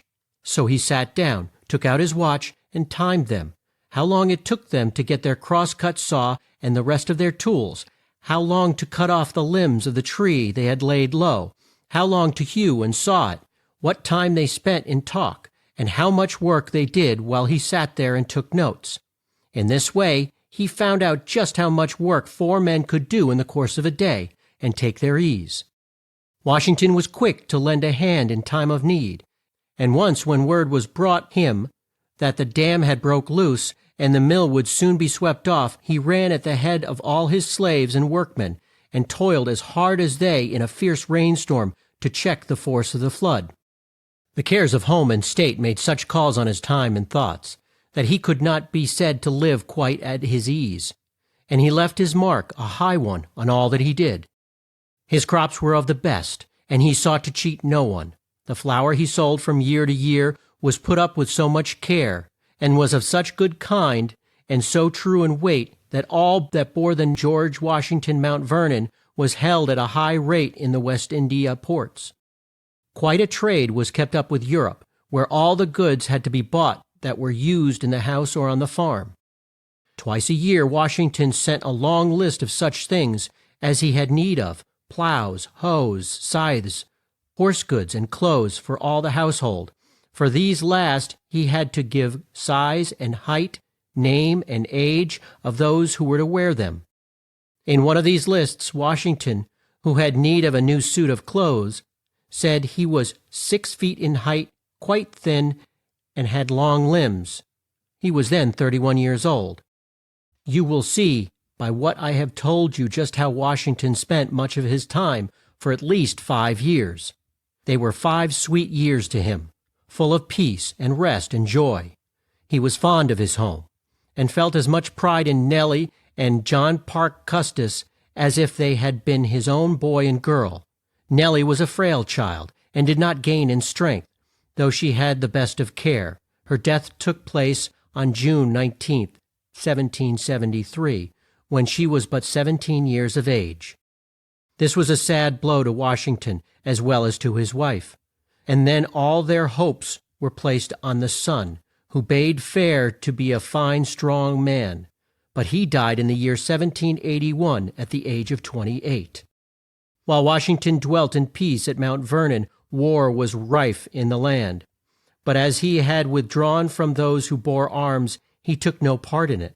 It was called Pontiac's War, as it was led by a chief of that name. But the Ohio tribes were with him, and the plot was deep laid. Large tracts of woodland were laid waste, homes were burnt, and those who dwelt in them robbed and slain. And so sly and shrewd were the redskins that it was some time ere the white men could put a stop to their deeds of blood. It was in 1760 that King George III made up his mind to tax the folks in America for all the goods they bought in England. The trade was large, and in this way the king could add much to his wealth. But the scheme did not work well. It was first tried in Boston, and set all the folks there by the ears. They claimed that they had the rights as well as the king. They had come to this land to be free, and free they would be. They would do without tea and such things, and dress as well as they could in clothes made out of homemade goods. The king next said that goods bought from England must bear the king's stamp, for which a sum was to be paid more than the cost of the goods. This was known as the Stamp Act. The folks in America were poor. They had not the means to pay this tax. The thought of it filled them with rage, and for 5 years there was much talk of the wrong the king had done to those who dwelt in America.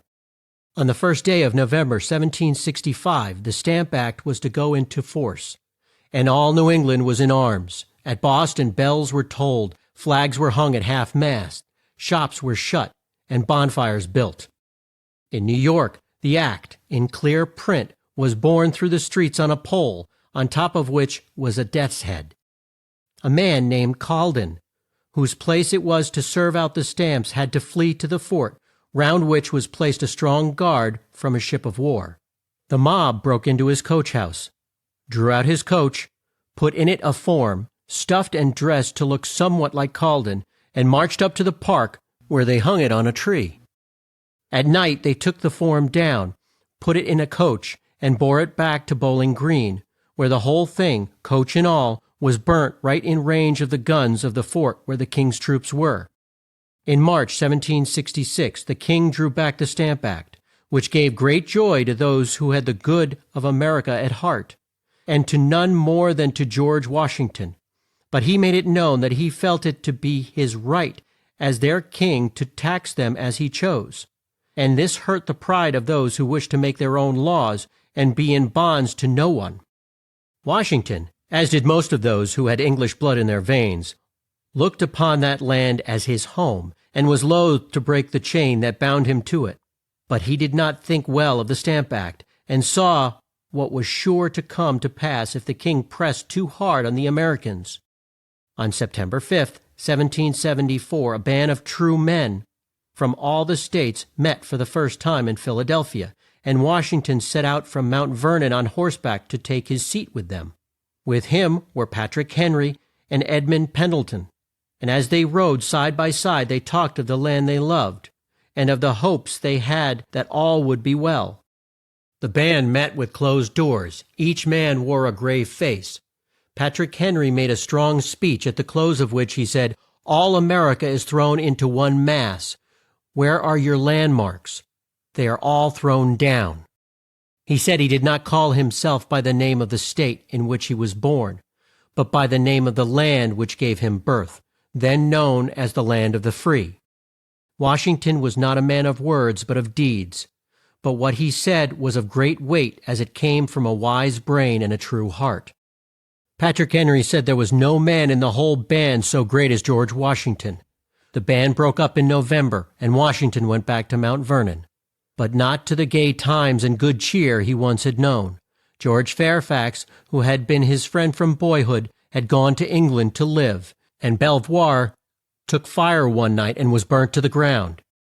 The stir in Boston and in the West, where the Redskins were on the warpath, made the whole land ill at ease. Troops were kept on drill, and the roll of the drum was heard in all the small towns. Men came to talk with Washington, and to find out what he thought was the best thing to do, and the best ways to drill or to arm troops. It was of no use to plead with the king. He had made up his mind and would not yield an inch. A large force of the best men in Virginia met at Richmond, March 20th, 1775, and Washington was called on for some plan as to what their course should be. He told them that he thought there was but one thing to do. Patrick Henry put it into words that rang through the land. "We must fight. I repeat it, sir, we must fight. An appeal to arms, and the God of hosts is all that is left us." All hearts were full of zeal, and Washington wrote to his brother Augustine that if there was need of it, he would lead troops to war and risk his life and all his wealth in the cause, which seemed to him a most just one. Chapter 8. The Battle of Bunker Hill. In the year 1775, war was rife in New England. The king's laws were felt to be more for slaves than for freemen, and all made up their minds to throw off the yoke. They could not bear the sight of the redcoats, and the king's troops were just as fierce in their hate of our men. Ships of war brought a large force of troops to New England, led by men of rank and fame. They filled the streets of Boston, and it was thought that they might bring the Americans to terms, and not a drop of blood be shed. But this was not to be. A large force of our men were in camp on the hills and fields near Boston, the sight of whom might well cause the well-clad British to smile. They had left their farms in great haste at the cry of "To arms!" had seized their guns and come in homespun clothes it was their pride to wear. Those from Massachusetts were led by General Artemas Ward, those from New Hampshire by Colonel John Stark, those from Rhode Island by General Nathaniel Greene, and those from Connecticut by General Israel Putnam, all brave and true men and full of fight. But the troops had need to be well armed, and all the guns and such things as there was need of in times of war were in Boston, where the redcoats were on guard. But though sharp eyes were on the watch, sly deeds were done by those who knew the ways in and out of each storehouse. Carts went out of town heaped high with dirt, in which guns and balls were hid, and all sorts of tricks were used to get such things past the redcoats. At length it came to the ears of General Gage that some field guns were at Salem, and he sent troops to seize them. But when they reached Salem, they found no guns there. The word came to General Gage that there was a large stock of arms and war stores at Concord, which was less than a score of miles from Boston. In the night of April 18th, the redcoats set out for Concord. General Gage had said that no one but the troops should leave the town. But the news was borne to Lexington, a town on the road to Concord, by those who were as swift as the hare and sly as the fox. The folks there met in groups, with hearts on fire. Bells were rung and guns were fired. Men who heard these sounds ran as fast as they could to Lexington to hold the bridge and keep back the foe. At 5 o'clock on the morn of April 19th, the redcoats came in sight, and at once 70 men stood out on the green near the wall to meet them.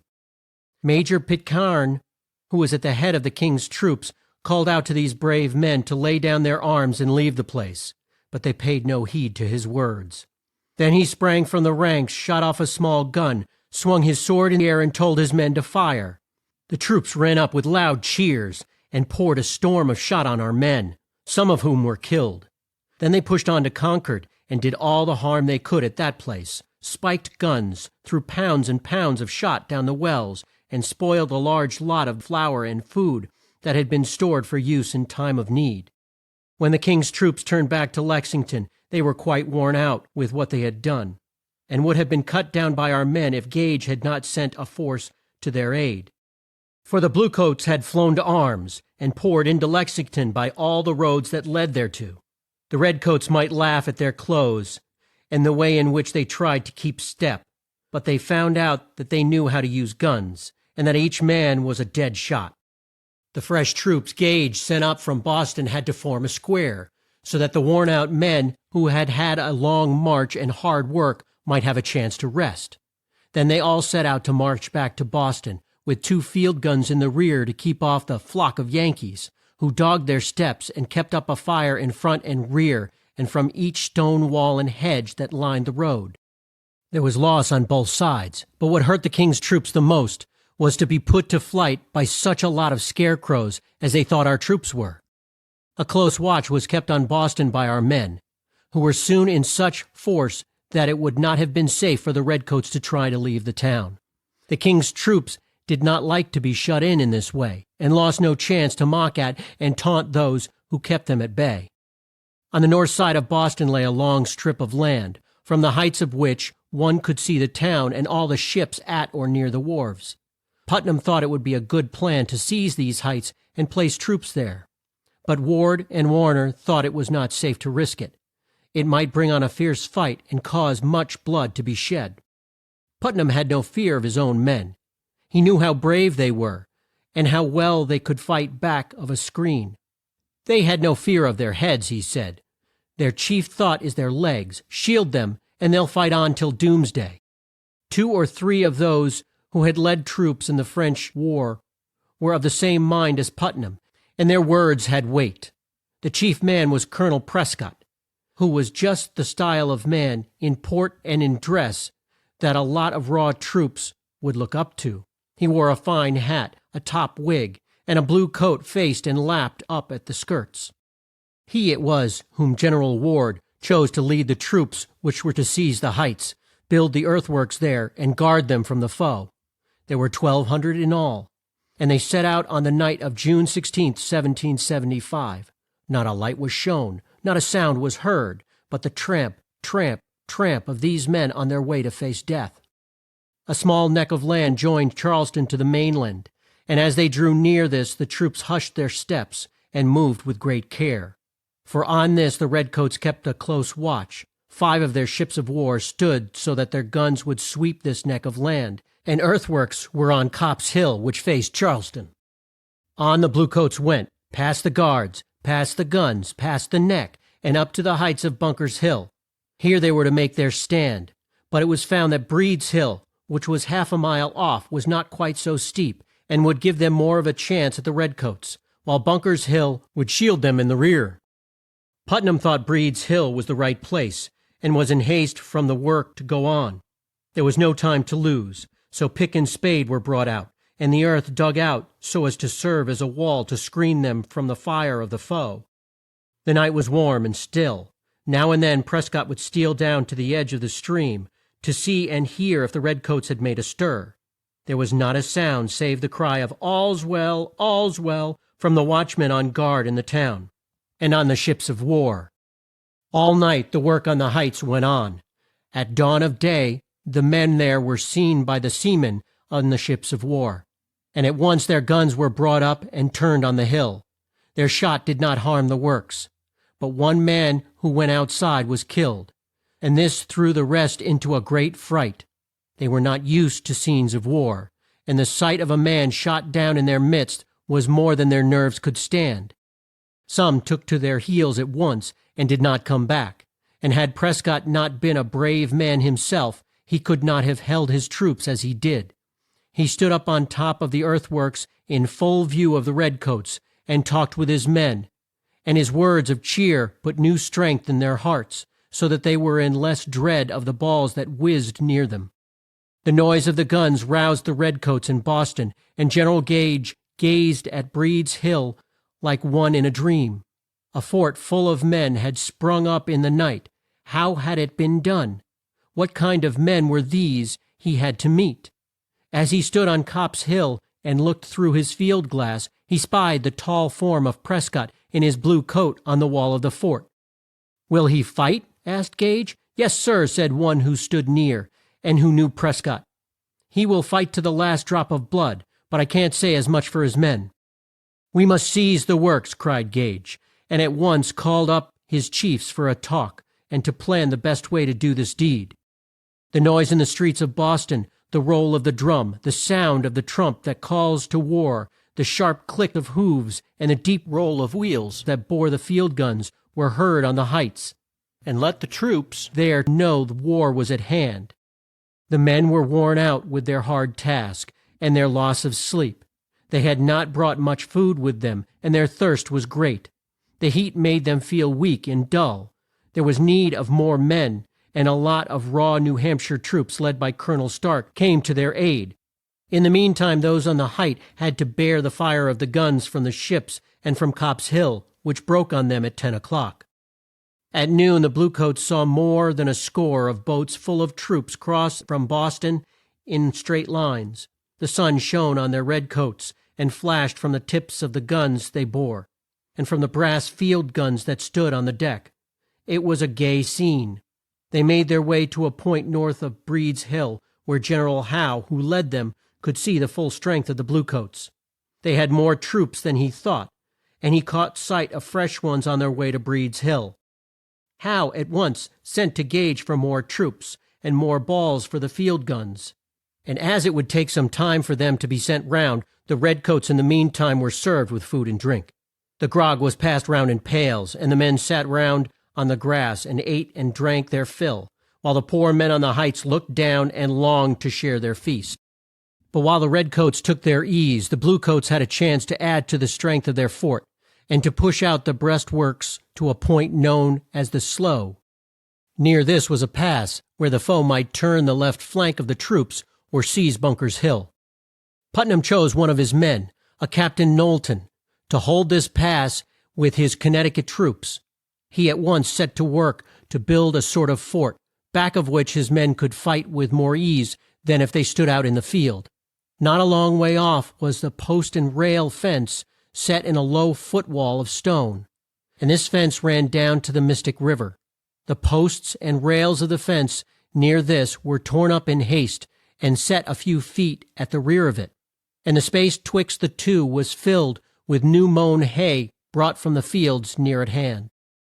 While Knowlton and his men were at work on the fence, Putnam and his troops threw up the work on Bunker's Hill. In the meantime Stark had set out from Medford on a 6-mile march. He was a cool, calm man, and had been through the French War, of which I have told you. He led his men at a slow pace, so that they would be fresh and strong to take part in the fight. As they came up to the neck, which they had to cross, and which was lined with guns on both sides, one of the aides urged him to let the men take a quick step. The old man shook his head and said, "One fresh man in a fight is worth 10 tired ones," and kept on at the same pace, and did good work that day back of the post and rail screen. Warren, who had been made a major general, came to serve in the ranks. Putnam said he might lead the troops at the fence. He said he did not care to lead. He was there to fight. Where will the fire be the hottest? He asked. He was told that the fort on Breed's Hill was the point the foe sought to gain. "If we can hold that," said Putnam, "the day is ours." Warren at once made his way there, and the troops gave a round of cheers when he stepped into the fort. Prescott, who was not so high in rank, sought to have Warren take charge of the troops, but he would not. "I have come to serve in the ranks," he said, "and shall be glad to learn from one so well skilled as yourself." The redcoats thought to take the works with ease and win the day. General Piggott, with the left wing, was to mount the hill and seize the earthworks, while General Howe came up with the right wing to turn the left flank of our men and stop all flight at the rear. Piggott and his men came up the height, and not a gun was fired by our troops till the redcoats were in range. Then, as they were all good marksmen, each shot told, and some of the best men fell at the first fire. The foe fell back in haste, but were brought up once more by those who stood at their head with drawn swords. They were met by a fire more fierce than the first, and vexed by guns that bore on their flank from the band of men in Charleston. So much blood had been shed, and the men were in such a state of fright that Pickett was forced to give the word to fall back. We will now see what sort of luck General Howe had. He led his troops up the bank of the stream, and thought to take the slight breastwork with ease, and so get in the rear of the fort. But he did not know the ground, and could not bring his large guns through the swamp he met with. In the pause, some of his men were hurt and some killed by the guns that were set by the post and rail fence. Howe's men kept up a fire as they came on, but as they did not take good aim, the balls flew o'er the heads of our troops, who had been told to hold their fire till the redcoats were quite near. Some few did not do as they were told, and Putnam rode up and swore he would cut down the next man that fired ere he had the word to do so. When the redcoats were in the right range, such a storm of lead poured on them from guns in the hands of men who did not miss a mark that the place was like a field of blood. Such a host were slain that the redcoats lost heart and fell back in great haste. Some of them ran back as far as the boats and got on board of them that they might be safe from the fire of the marksmen. Once more the redcoats charged the fort, which it was their aim to get into their own hands.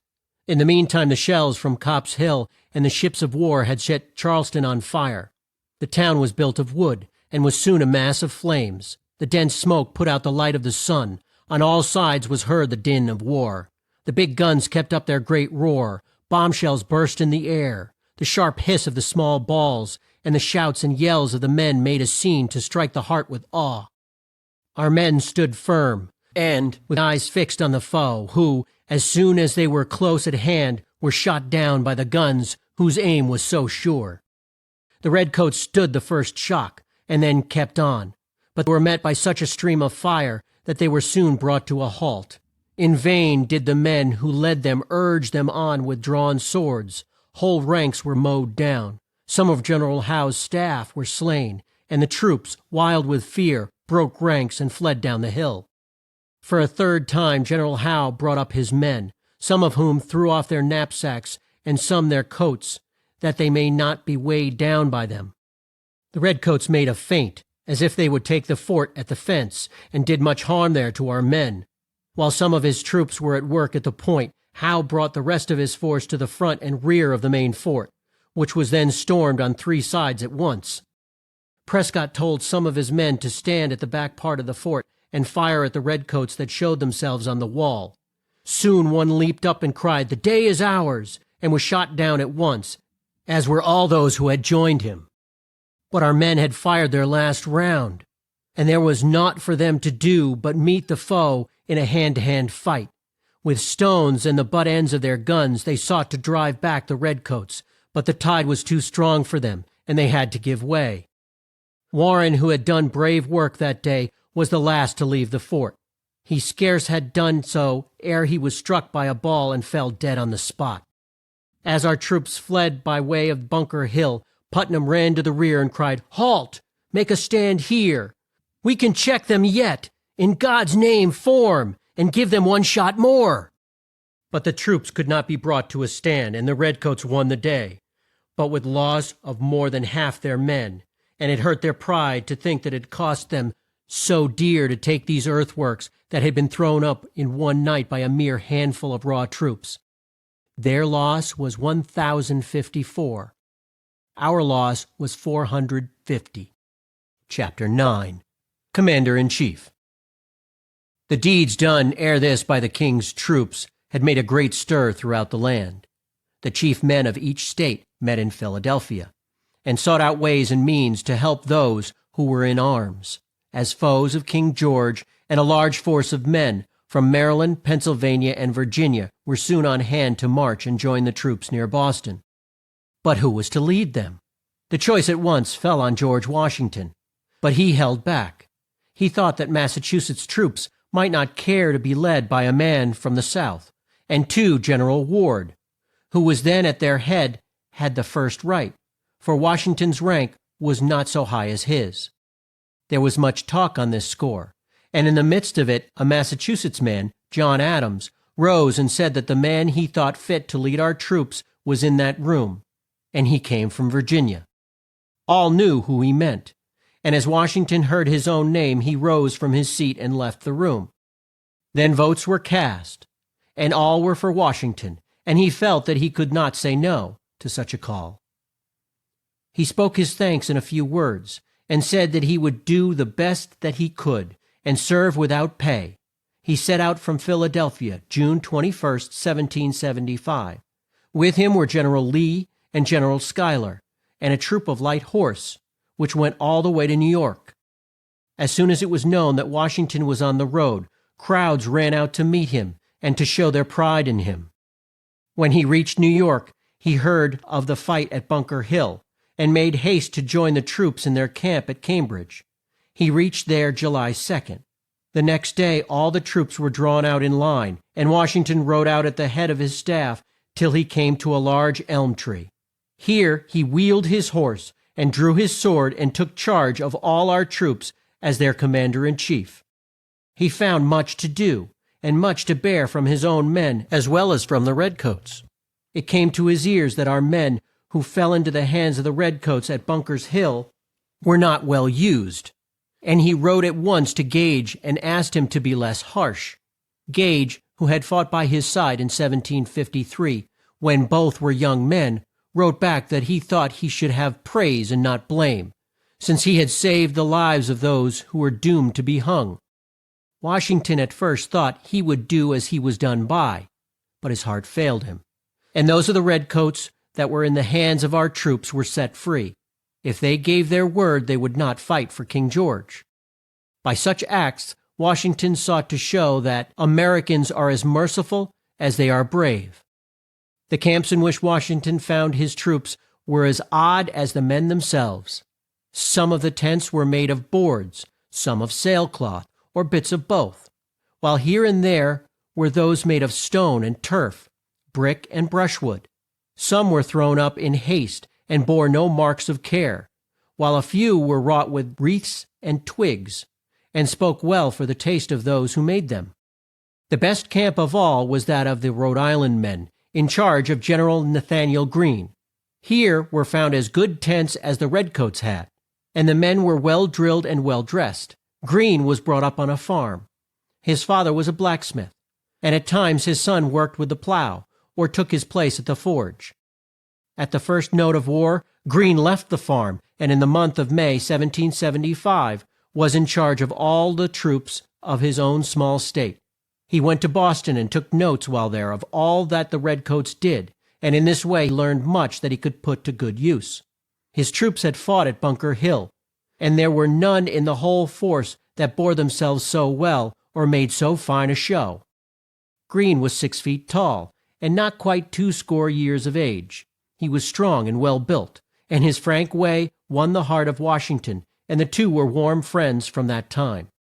Washington now set to work to add strength to the weak parts of his line, and to throw up fresh works round the main forts.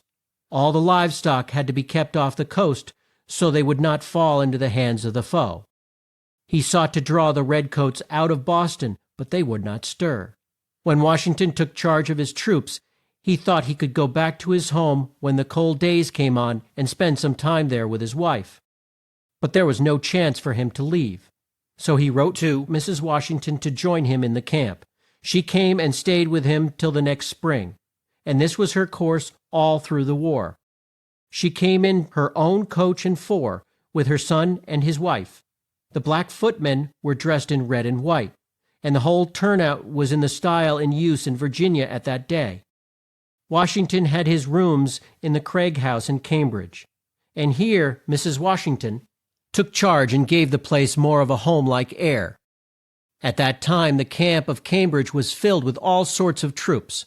Some had spent most of their lives in boats, some were brought up on farms, some came from the woods, and each group wore the dress that pleased them best, and laughed at those who were not dressed the same. This made sport for some time, and jokes flew thick and fast.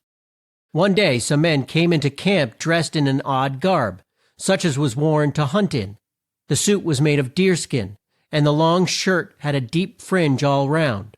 This dress was the cause of much mirth to men who came from the seashore and were used to short coats and rough plain clothes. There was snow on the ground, and when the jokes gave out, snowballs took their place, for a war of words is quite sure to end in blows. Men came up to the aid of both sides, fists were used, and all took part in the hand-to-hand fight, and there was a great stir in the camp. While the fight was at its height, Washington rode up. None of his aides were with him. He threw the reins of his own horse into the hands of the black men who rode near, sprang from his seat, and rushed into the thick of the fray. Then he seized two of the tall, stout huntsmen by the throat, and talked to them and shook them while he held them at arm's length. This put an end to the brawl at once, and the rest of the crowd slunk off in haste, and left but 3 men on the ground, Washington and the 2 he held in his grasp. As the cold days and nights came on, the men grew homesick, and longed to be by their own firesides. It was right that some of them should go, for they had served out their time, and this made the rest lonesome and sad. Songs would not cheer them, and they paid no heed to the words of those who sought to rouse them from the depths of woe. Washington was full of fears, which were shared by all those who were near him in rank, yet he did not lose hope. General Greene wrote, "They seem to be so sick of this way of life, and so homesick, that I fear a large part of our troops will soon go home." Still his heart did not lose hope. All would come right in time, and his words of cheer were a great help to Washington at this time. The year 1775 had been a dark one for our land, and there was no ray of hope to light the dawn of 1776. There were but 10,000 troops to take the field. There was a lack of arms, a lack of clothes, and a lack of food, and these things made camp life hard to bear, and were a great grief to the heart of the chief.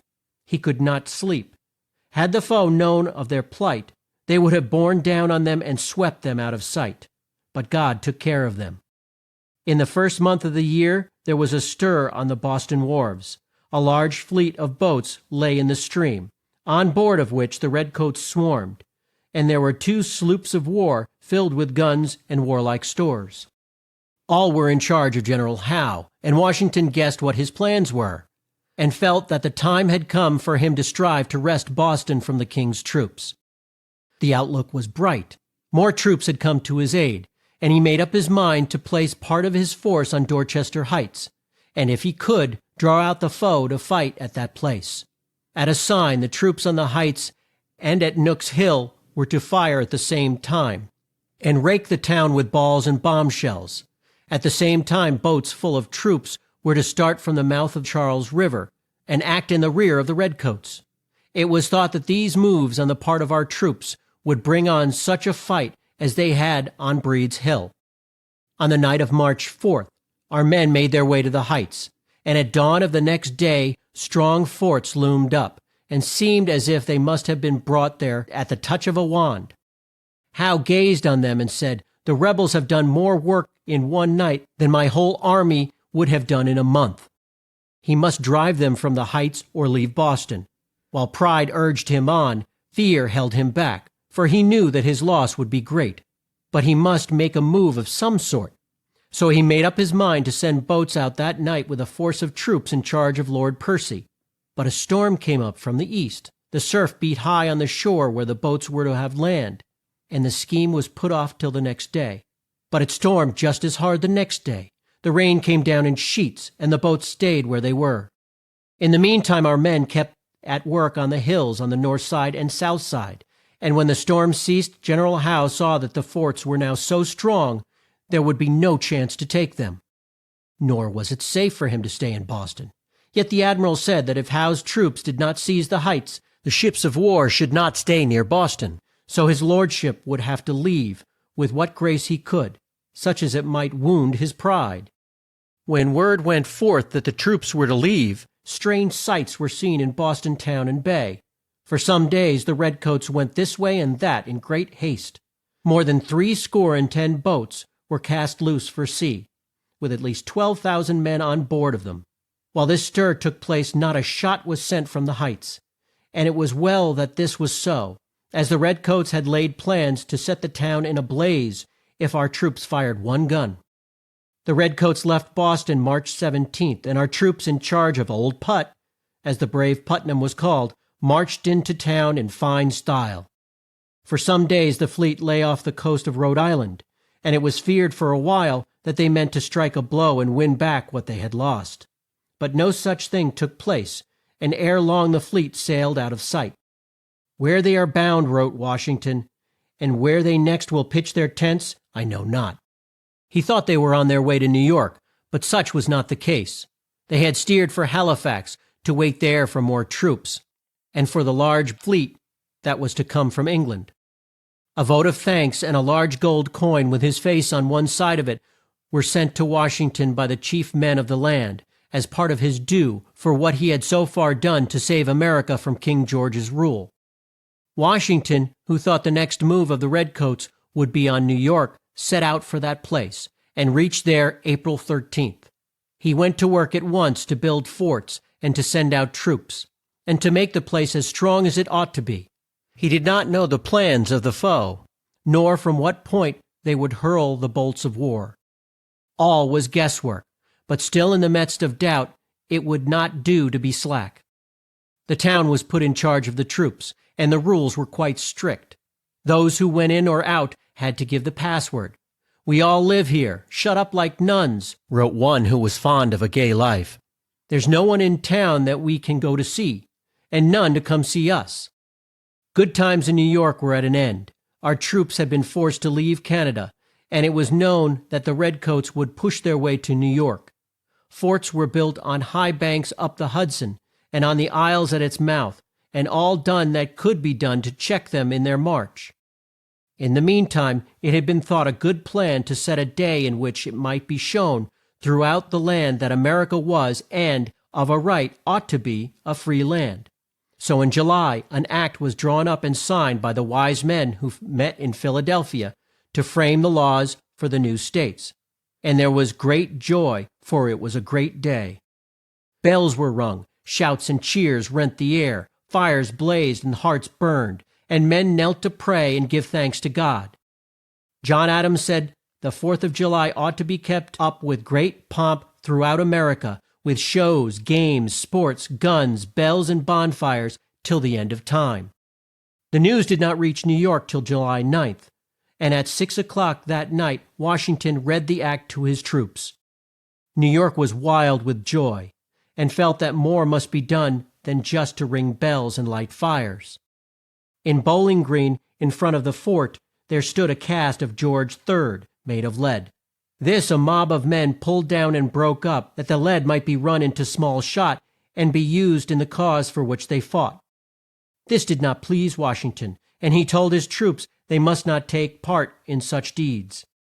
The joy did not last long, for on July 12th the ships of war in the bay sent out a broadside, and it was thought they would at once fire the town. Crowds were on the streets. The troops flocked to their posts. Fear was in each heart, and New York was in a great stir. But two ships, the Phoenix and the Rose, left the fleet and shaped their course up the Hudson. Then the guns were still, and fear died out for a while. That night there was a fresh scare. Guns boomed, and clouds of smoke were seen near the ships of war down the bay. Men on the lookout told that a ship of the line had come in from sea, and each man of war gave her a round of guns as she passed by. At her foretop masthead she bore the flag of St. George. No need to tell more. "Lord Howe is come! Lord Howe is come!" was the cry that went from mouth to mouth, and the word soon flew through the town, and all felt that the hour of doom was close at hand. Lord Howe sought peace, and not bloodshed, and hoped, by the terms he would make, to bring not a few hearts back to their king, but he came too late. The king's troops did not think much of the rank that was borne by our men, who, they felt, had no right to put on the airs they did and call themselves grand names. In a few days Lord Howe sent one of his men on shore with a flag of truce to seek speech with Washington. The man's name was Brown. His boat was met halfway by a barge which had on board one of our troops named Reed, to whom Brown said he had a note for Mr. Washington. Reed said he knew no man of that name. Brown held out to him the note. he had in his hand, which bore on its face George Washington, Esquire. Reed said that he could not take the note. He knew what was due to his chief. So there was naught for Brown to do but to take to his oars. He had not gone far when he came back to ask, "What style shall be used to please Here he caught himself and said, "Mr. Washington." Reed told him that Washington's rank was well known, and Lord Howe could be at no loss as to the right style. In a day or two the aide-de-camp came with a flag from Lord Howe, and asked if Colonel Patterson might have speech with General Washington. Reed, who met the aide, was prompt to grant this, and pledged himself that no harm should come to him who came in the King's name. So the next day Patterson came, and when he stood face to face with Washington, bowed and said, "Your Excellency." Washington met him with such form and state. He was not a vain man, but was proud of the rank he held, and thought that no man, were he a king, had a right to look down on America, or show the least slight to her commander-in-chief. When he came to hear the terms on which Lord Howe sought to make peace, he found they were not such as he could take. So the war went on. Chapter 10. In and near New York. The Redcoats had a camp on Staten Island, and for the next month or so ships of war came that far up the bay, and brought with them a large force of troops. Northeast of them was the long stretch of land known as Long Island, where they could land their troops with ease and make their way to New York. Washington knew that he could not keep them back, but he meant to vex them all he could. General Greene was placed with a large force on Brooklyn Heights to guard the shore, and troops were sent a mile back to throw up earthworks to check the march of the foe if they should try to come up on the land side. At midnight of August 21st, a spy brought word that the King's troops were on the move, and would soon show their strength and put all to the sword. The next day the sound of great guns was heard, and a cloud of smoke was seen to rise from the groves on the south side of Long Island. Word soon came to New York that the King's troops were at Gravesend, and that our troops had fled and set fire to stacks of wheat to keep them out of the hands of the foe. Washington at once sent off a large force to check the foe at Brooklyn, and to lend aid to those in the fort on the heights. He told them to be cool but firm, not to fire when the foe were a long way off, but to wait till they were so near that each shot would tell. And if one of them should skulk, or lie down, or leave his place in the ranks, he was to be shot down at once. Sir Henry Clinton led the King's troops, and Lord Cornwallis had charge of the field guns. Cornwallis made haste to seize a pass that ran through the hills, but found Colonel Hand there with a fine lot of marksmen, and so made a halt at Flatbush. This was so near New York that great fright spread through the town. Those who had the means left the place. There was good cause for fear, as it had been told that if our troops had to leave New York, it would at once be set on fire. This was false, but they did not know it. Their hearts were full of dread.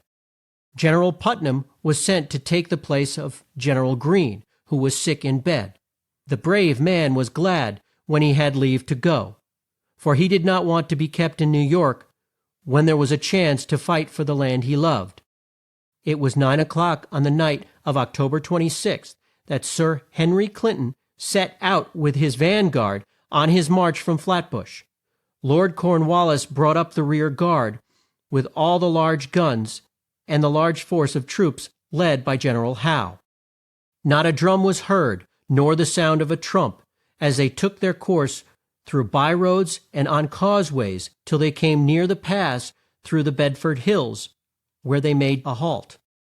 No guard had been put on the road or the pass by General Greene, who must have thought it too far out of the way to need such care.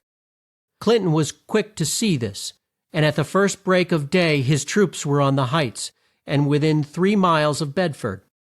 In the meantime, scouts had brought word to our lines that the foe were in force on the right, and Putnam at once sent out troops to hold them in check. At daylight, small fights took place here and there. A brisk fire was kept up at Flatbush. now was heard the big boom of a large field piece. Then a ship of war would send forth a broadside on the fort at Red Hook. Washington was still in doubt if this was part of the main fight in which New York was to share. 5 ships of the line tried to beat up the bay, but were kept back by a strong headwind. As the day wore on, and there were no signs that the redcoats meant to strike New York, Washington went to Brooklyn in his barge, and rode with all speed to the Heights. He was just in time to see the fight in the woods, which he could do naught to stay. He stood on a hill, and through his large spyglass had a view of the whole field. He saw his men cut their way through a host of foes. He saw them caught in traps and hemmed in so that they were twixt 2 fires. The whole pass was a scene of blood, and through it rang the clash of arms, the tramp of steeds, the storm of shot, and the cries of men who fought for their lives. On this side and that our troops were swept down or put to rout by a force they had not strength to meet. Washington wrung his hands at the sight. "Good God!" he cried. "What brave men I must this day lose!" The redcoats went into camp that night in front of our lines, but out of reach of the guns of the fort. Our loss was 3,000. Theirs less than 400. The next day New York Bay and the small isles were wrapped in a dense fog, from which New York was quite free. Here was a chance for the troops to leave the works on the Heights and make their way to New York. Fresh troops were sent down from Fort Washington and King's Bridge, and Washington felt that no time should be lost. His fear was that the King's ships would come up the bay at the turn of the tide, sail up the East River, and catch in a trap all our troops that were on Long Island. It was late at night when the troops stole out from the breastworks. In the dead of night, a big gun went off with a great roar that gave a shock to the nerves of those who were in dread that the least sound might warn the foe of their flight to the New York side. But no harm came of it. The fog shut out the view, and by daybreak our troops had all left the fort and were safe on the New York side.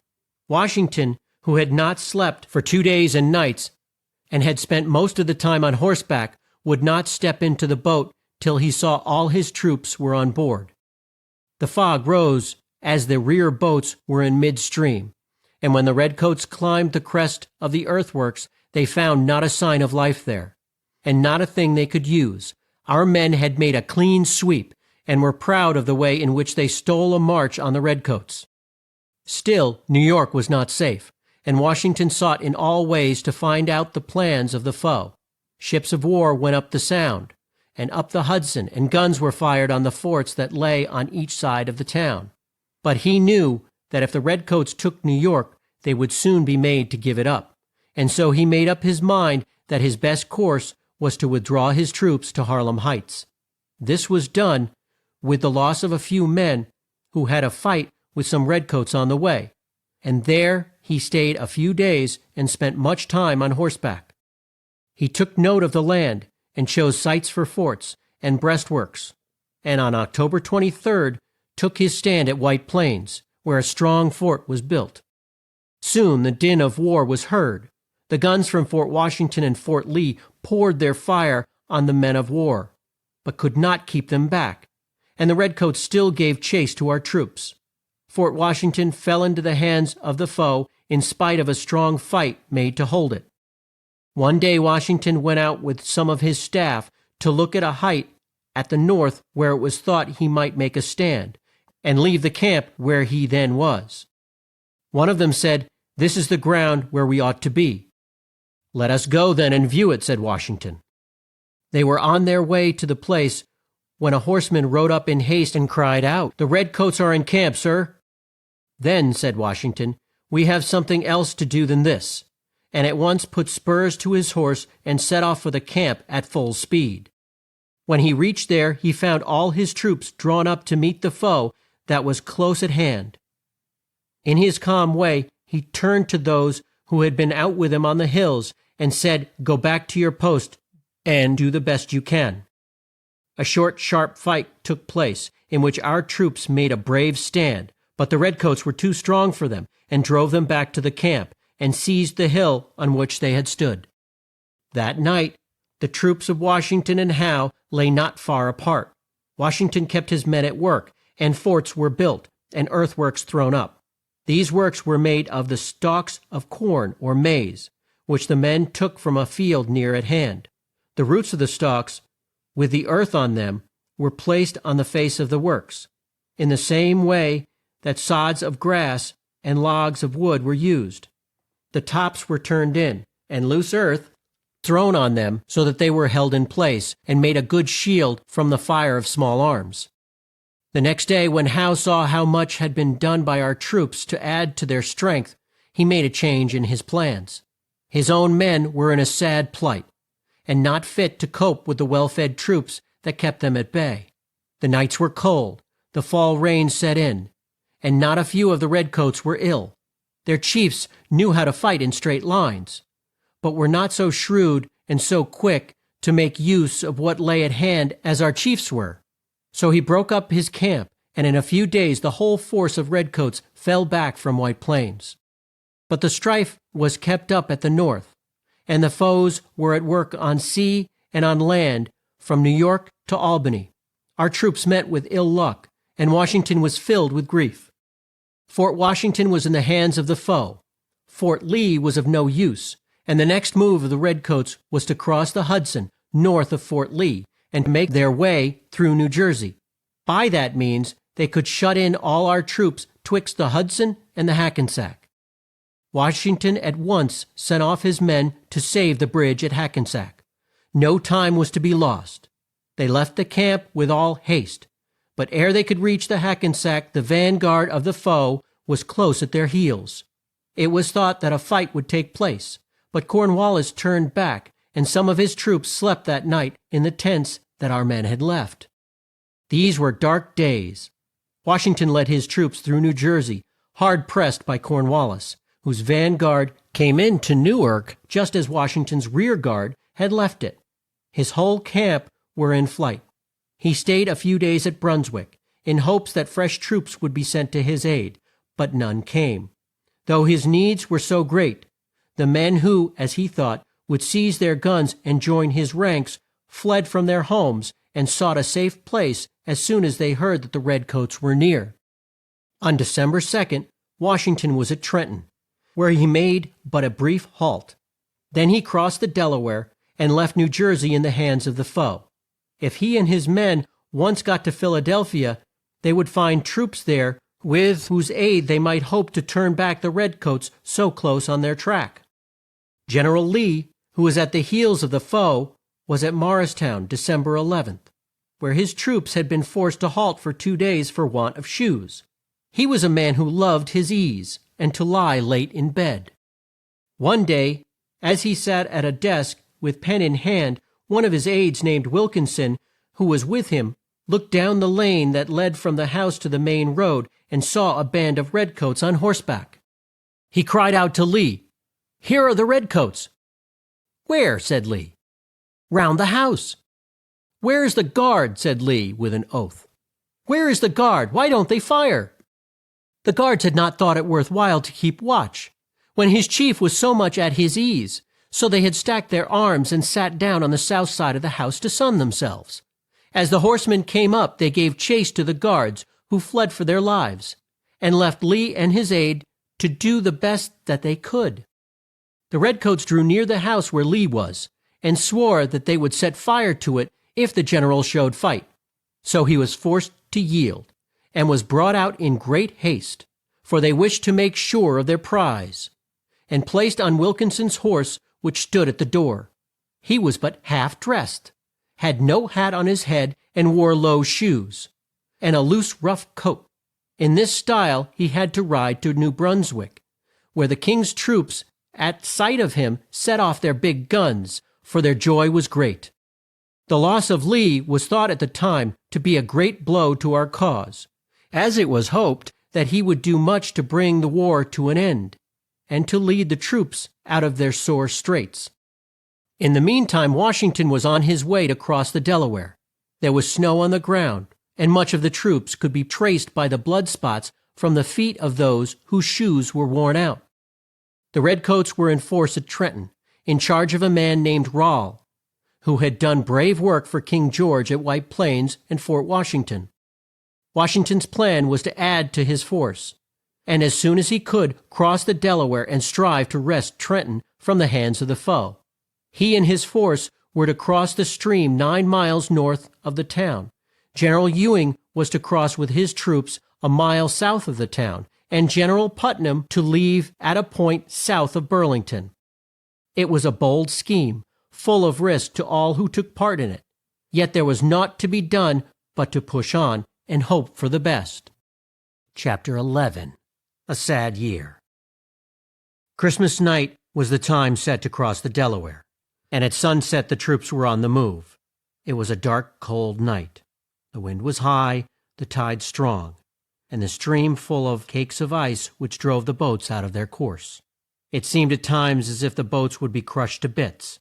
Men who were used to boats, and had been brought up on the sea and fought with fierce storms and wild gales, found it hard work, with all their skill, to make their way from shore to shore. Washington, who crossed with the troops, stood on the east bank till all the field guns were brought to land, and it was 4 o'clock ere the men took up their line of march. Trenton was 9 miles off, and they could not reach there till daylight, too late to take the king's troop off their guard. Most of the troops at Trenton were Hessians from Hesse, a small German state whose prince had lent his troops to King George for hire. As I have told you, they were in charge of Rall. Rall thought more of his brass band than he did of his men, was full of good cheer and liked to have a good time. He would sit up till a late hour in the night, and then lie in bed till 9 o'clock the next day. The one who leads troops to war should be like a watchdog, quick to see and to hear all that goes on, and to be on guard at all times. Each day he had the guns drawn out and dragged through the town, just to make a stir and have the band out. But when the major told him that he should have earthworks thrown up on which to place the guns, he said, "Pooh, pooh! Let the foe come on. We'll charge on them with the bayonet." "But, Herr Colonel," said the old major, "it costs not much, and if it does not help, it will not harm." But Rall laughed, as if he thought it a good joke, turned on his heel and went off, and the works were not thrown up. On this night, too, there was a great stir in the camp at Trenton, for the men did their best to keep Christmas, and their thoughts were of home and the dear ones there. They made what cheer they could, and did not dream that the foe was so near. A storm of hail and snow set in as soon as our troops took up their march. They could scarce see their way through the sleet they had to face. The night was so cold that 2 of the men froze to death. At dawn of day some of the men came to a halt at a crossroad, where they did their best to dry their guns. But some were past use, and word was sent to Washington of the state of their arms. They were in doubt what to do. Washington, in a burst of rage, bade the men go back to his chief at once and tell him to push on and charge if he could not fire. At 8 o'clock Washington drew near the town at the head of his troops. He went up to a man who had come out to chop wood by the roadside, and asked him where the guard was who stood at the outpost of Rall's camp. The man said in a harsh voice, "I don't know." "You may tell him," said one of our men who stood near, "for that is General Washington." At once a great change came o'er the man to whom Washington spoke. He raised his hands and cried, "God bless you! God bless you!" and then showed where the guards could be found. Soon was heard the cry from Rall's men, "The foe! The foe! Turn out! Turn out!" Drums beat to arms. The whole place was in a stir. Washington came in on the north, Sullivan on the west, and Stark at the south end of the town. Rall scarce knew how to act. He rode to the front of his troops and got them out of the town. Then he seemed to feel that it was a shame to fly in that way, for he was a brave man. So he led his men back in a wild dash out of the woods and into the town to meet the foe. In the midst of the fight, a shot struck him, and he fell from his horse. The troops would heed no voice but that of their chief, and fled up the banks of a creek on the way to Princeton. Washington saw the stir and thought they had wheeled to form a new line. He was told that they had laid down their arms, and his joy was great. The day was ours. But for the wild flight of Rale's men, it would have gone hard with our troops. Washington did not know it at the time, but he found out that Ewing and Putnam had tried to cross the stream, but were kept back by the ice. And he with his raw troops would, he was sure, have been put to rout had Rale and his men been on their guard.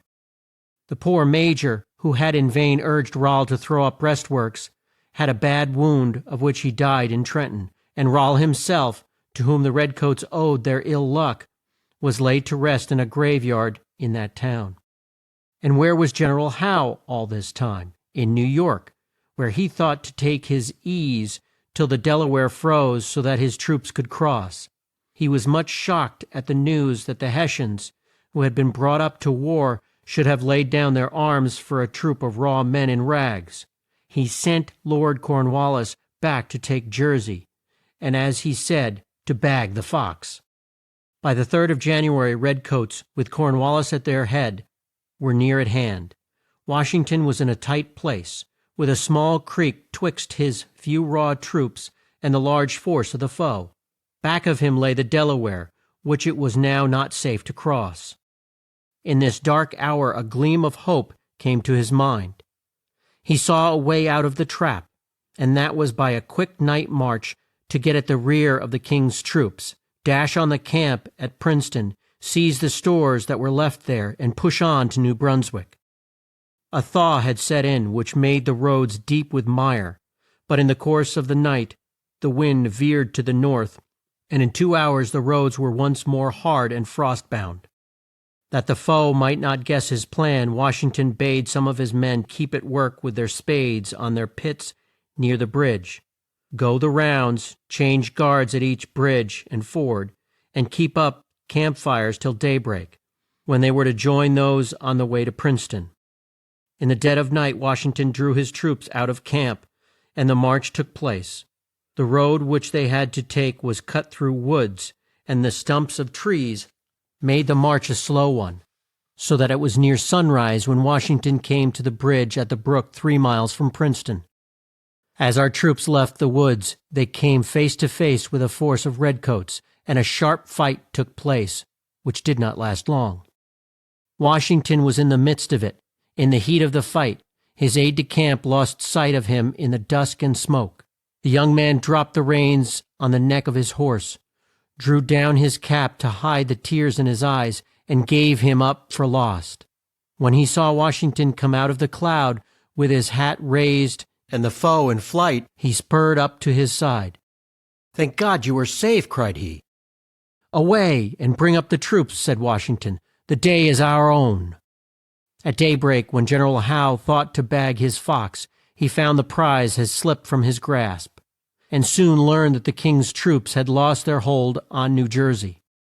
The fame of Washington and of the brave deeds of those who fought to be free went across the sea and made friends for him and the cause.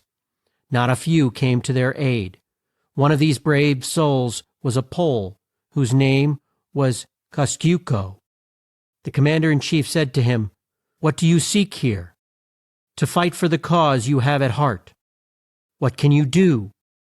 "Try me." This style of speech and the air of the man pleased Washington so well that he at once made him an aide-de-camp. This was in 1777. He served the cause well, and went back to his own land in 1786 with the rank of brigadier general. In 1777, Lafayette came from France to join the troops led by Washington. He had wealth and high rank in his own land, and had lived but a score of years. He left his young wife and the gay court of France, and made his way to America to do what he could to aid the foes of King George. He came, he said, to learn and not to teach, and would serve without pay, and as one who came of his own free will. He soon won his way to the heart of Washington, and a strong bond of love grew up twixt the two, which naught but death could break. In the meantime, the whole of our land south of the Great Lakes was a scene of strife and bloodshed, and it was hard work for our troops to keep the redskins and redcoats at bay. I have not space to tell you of all the fights that took place, nor the ways in which Washington sought to vex the King's troops. On the 3rd of October of this year, 1777, we find him at Germantown, where the main force of the Redcoats were in camp. His plan was to drive them out, but though his troops fought with much skill, and in the midst of a dense fog, they were forced back, and the day was lost. The ships of war in the Delaware led Washington to think that Lord Howe meant to turn his guns on Philadelphia, and his mind was filled with doubts and fears. In the same month, word came to him that Burgoyne, who was at the head of the King's troops in the north, had been forced to yield to General Gates at Fishkill. This was such a blow to the King's cause that the troops at West Point and elsewhere on the Hudson, who were to have gone to the aid of Burgoyne, left the forts and made their way to New York. Chapter 12. Foes in the Camp. It is much worse to have one foe in the camp than to have a host of foes outside, for who can tell what harm he may do who comes in the guise of a friend? In the year 1774, a young man named John Andre came with the King's troops and fought in their ranks at St. John's and Crown Point. He had a brave heart and a fine mind, and did much to keep up the hearts of the men when in the camp. He was fond of the fair sex, and had praised in rhyme the charms of a Miss Shippen, who wed Benedict Arnold in the year 1780.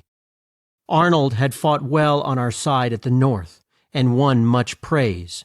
He had been a seaman in his youth, and was both strong and brave, but he grew proud and vain, and sought to rank as high as the commander-in-chief, with whom he found much fault. Washington had great faith in him, and did not dream he was false at heart. For some ill deeds while at Philadelphia, Arnold had been brought to court and tried, and his guilt proved, and this had made him wroth with Washington, and the cause he had sworn to aid. He sought for a way to pay back the slight and raise himself to fame. With this end in view, he wrote to Sir Henry Clinton, but did not use his own name, that he would like to join the cause of King George on the terms that he had set forth. He was in need of funds, for he was deep in debt, but Clinton did not see fit to make use of him. 2 or 3 more of his schemes failed, and at last he asked that he might have charge of the post at West Point. This Washington gave him, and in August Arnold fixed himself in a fine house that stood on the east side of the stream, half a mile or so south of West Point. From this place he sent notes to Andre, the aide-de-camp of Clinton, who wrote back and signed his name John Anderson. Arnold's plan was to throw West Point and the Highlands into the hands of Sir Henry Clinton at the time that Washington was at King's Bridge and the English troops in New York. A fleet with a large land force on board was to come up to the Highlands, and Arnold would at once yield up the post into their hands. This act, he thought, would bring the war to an end, with the flag of King George at high mast, and then great would be the name and fame of Benedict Arnold. That the scheme might not fail, Arnold wrote to Andre to meet him at Dobbs Ferry, September 11th at noon. But Arnold had spent the night of the 10th at Harvestraw, on the west shore, and on his way back in his barge, as he had no flag, he was fired on by the guard boats of the King's troops, so he had to put off his plans for a day or 2. In the meantime, the sloop of war Vulture, a good name for such a bird of prey, was brought up the Hudson so as to be near at hand to aid in the vile scheme. On September 18th, Washington, with his suite, crossed the Hudson at Vanderplank's Point in Arnold's barge, on his way to Hartford. Arnold went with him as far as Peekskill, and talked with him in a frank way, as if he were most true to the cause.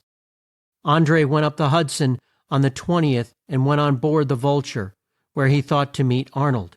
But Arnold knew it would not be safe for him to be there, so he kept in the background. The next night a boat crept up to the side of the Vulture, in which were 2 men. Their oars scarce made a sound. Andre, who wore a blue greatcoat, went on board this boat and was rowed to the west side of the stream. 6 miles south of Stony Point they came to a shore at the foot of a high mount known as Long Clove. It was midnight. Dark was the hour, and dark the place, and dark the deed. Arnold was there hid in the shade of the woods. A man was near who came to wait on him and take care of his horse. He and Andre had a long talk. 1, 2, 3 hours passed, and still there was more to say. One of the men who had brought Andre, and whose name was Smith, warned them that it was near daybreak, and the boat would be seen by our guards if they did not go back soon. Arnold feared that the sight of a boat on its way to the Vulture might bring harm to him and his scheme, so he urged Andre to stay on shore till the next night. The boat was sent to a creek up the Hudson, and Andre, on the horse that Arnold's man had rode, set off with Arnold for Smith's house. The road took them through the small town of Haverstraw. As they rode on in the dark, the voice of one of the guards at an outpost made Andre start, for he knew he must be within our lines. But it was too late to turn back, and at daybreak they reached Smith's house.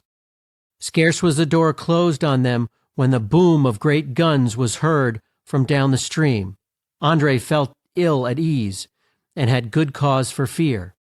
The fact was that as soon as Livingston, who had charge of our troops at Vanderplank's Point, heard that the Vulture was within shot of Teller's Point, which juts out twixt Havershaw Bay and Tappan Sea, he sent some men and some big guns to that point in the night to fire on the sloop of war. Andre kept a close watch on the scene from a top room in Smith's house. At one time he thought the Vulture was on fire, but his heart gave a throb of joy when he saw the sloop of war drop down the stream out of reach of gunshot. Arnold gave Andre the plans of the works at West Point, and told him what and how he was to do. As the Vulture had changed her place, he told Andre it would be far more safe for him to go back to New York by land, and he would reach there in less time. But Andre said that he must be put on board the sloop of war the next night, and in case he should change his mind, Arnold gave him a pass that he might go by sea or by land. At 10 o'clock that morn, Arnold left him to his fate. Time moved at a slow pace with poor Andre. Once on board the Vulture, he would be safe. His task would be done, and West Point would soon be in the hands of the redcoats. As night set in, he grew still more ill at ease, and asked Smith how he had planned to get him on board the Vulture. It gave him a shock to learn that Smith had not done the least thing. The boatmen had gone home, and he would not take him on board the Vulture. But he said he would cross the Hudson with him and start him on the road to New York by land, and go some of the way with him on horseback. They set off at sunset, and went for 8 miles on the road to White Plains, when they were brought to a halt by a band of our troops, who were out as watchmen. Andre showed his pass signed with Arnold's name, and so they took him for a friend and not a foe. He wore a coat of Smith's that made him look like a plain man.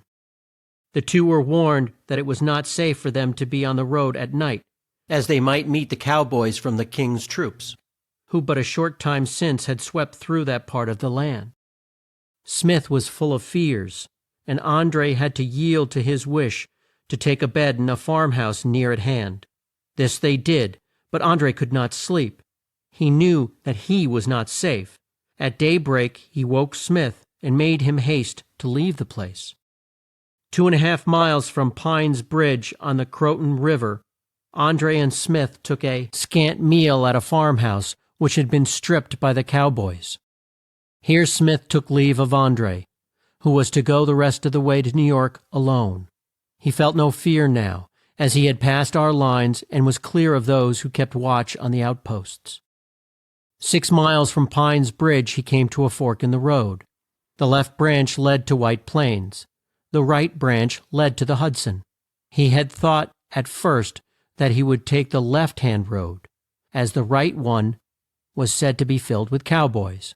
But he had naught to fear from them, as he was on their side. and as it was a more straight road to New York, he turned down it and took his course on the banks of the Hudson. He had not gone far when he came to a place where a small stream crossed the road and ran down a dell that was thick with trees.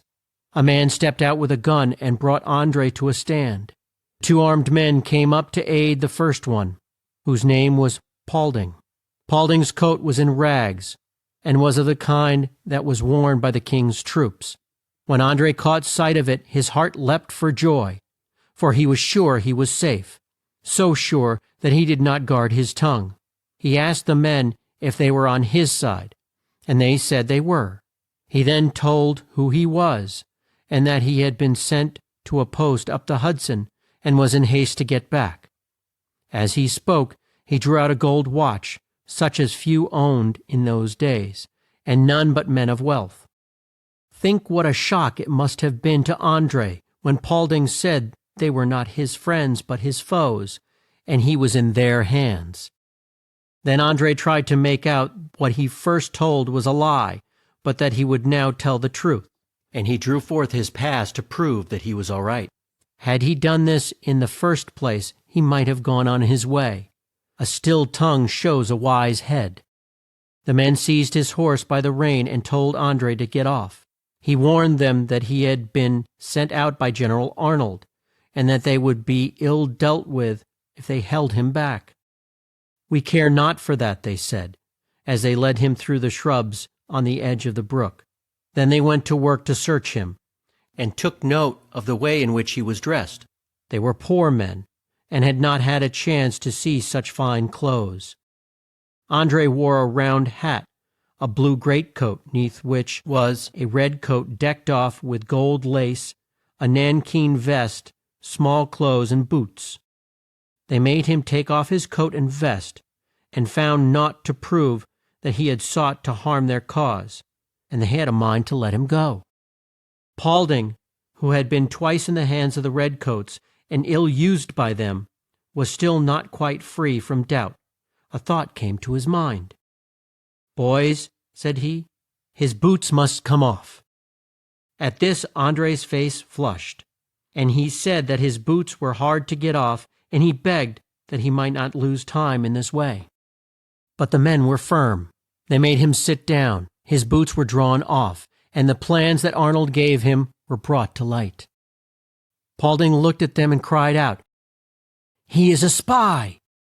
He then asked Andre where he had got these plans. "From a man at Pine Bridge," he said, "a man whom I did not know." As he put on his clothes, Andre begged the men to let him go. He would pay them a large sum and stay with two of the men while one went to New York to get it. Here Paulding broke in. "Keep your gold. We want none of it. Were it 10 times as much, you should not stir one step." Andre had to yield to his fate, and was led by the men to our post, which was 10 or 12 miles off. Andre rode on horseback with one man in front and one at each side. At noon they came to a farmhouse, and those who dwelt there sat at the midday meal. The housewife, whose heart was touched by a sight of Andre's youth and look of grief, asked him to draw near and take some of the food. Then, as she caught sight of his gold-laced coat, the good dame said that she knew it was poor fare for such as he, but it was the best she had. Poor Andre shook his head and said, "Oh, it is all good, but indeed I cannot eat." When the four reached the outpost and Jameson, who was in charge, saw the plans that had been found on Andre, he at once saw that they had been drawn up by the hand of Benedict Arnold. He at once did the thing he ought not to have done, which was to write to Arnold and tell him that a man who said his name was John Anderson had been caught and held, though he bore a pass signed by him. The plans found on him had been sent to the commander-in-chief, and Andre, with a strong guard, was sent with a note to Arnold. In a short time, Major Talmadge, who was next in rank to Jameson, came back from a trip to White Plains. He had a clear head, and as soon as he heard the case, he at once urged Jameson to send a man in haste to bring Andre back. This was done, but Jameson had not thought to have a note to Arnold brought back, so it sped on to let the knave know that his plot had failed. As soon as Arnold read the note, he sprang on the horse of the man who brought it, and rode with all speed to the dock where his six-oared barge lay moored. He threw himself into it and bade his men pull out in midstream and row as fast as they could to Teller's Point, as he must be back in time to meet Washington, who was then on his way to West Point. The guards knew his barge, so they did not fire on it, and a bit of white cloth waved in the air served as a flag of truce. He soon was on board the Vulture, where he gave himself up, and the coxswain and 6 bargemen with him. This was a mean act, and showed just what kind of man Arnold was. But as soon as the men made it known that they had been led to think that all was right, and that a flag of truce gave them a safe pass, they were at once set free. Arnold gave the redcoats much aid, and they were glad to make use of him, but they did not care to make friends with so base a man.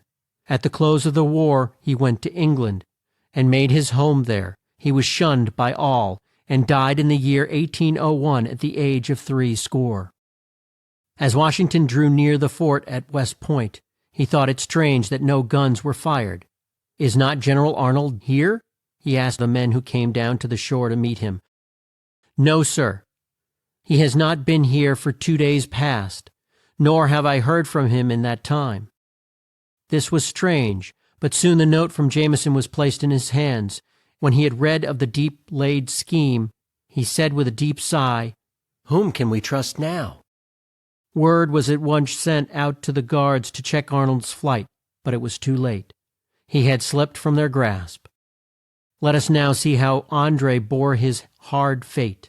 He had the best of care, and made hosts of friends, who grieved that one so young, so well bred, and of such high rank, should have done a crime for which he must be hung. It was a great grief to Washington, who would have felt no pang had Arnold been in André's place. But death to the spy was one of the rules of war, and October 2nd was the day set for André to be hung. He had asked that since it was his lot to die, he might choose the mode of death, and begged that he might be shot.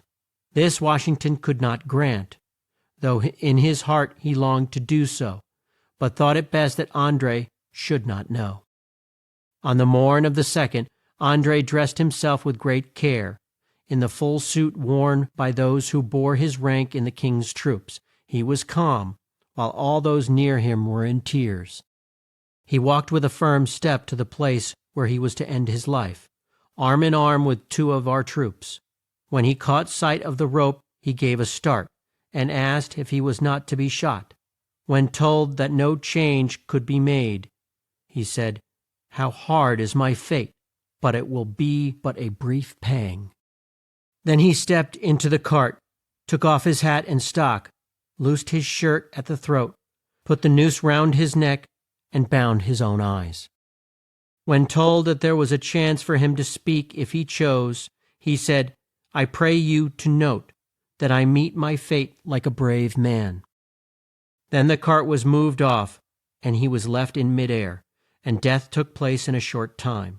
André was laid in a grave near the place where he was hung, but in 1821 was borne to the land of his birth, and placed near the tombs of kings and queens.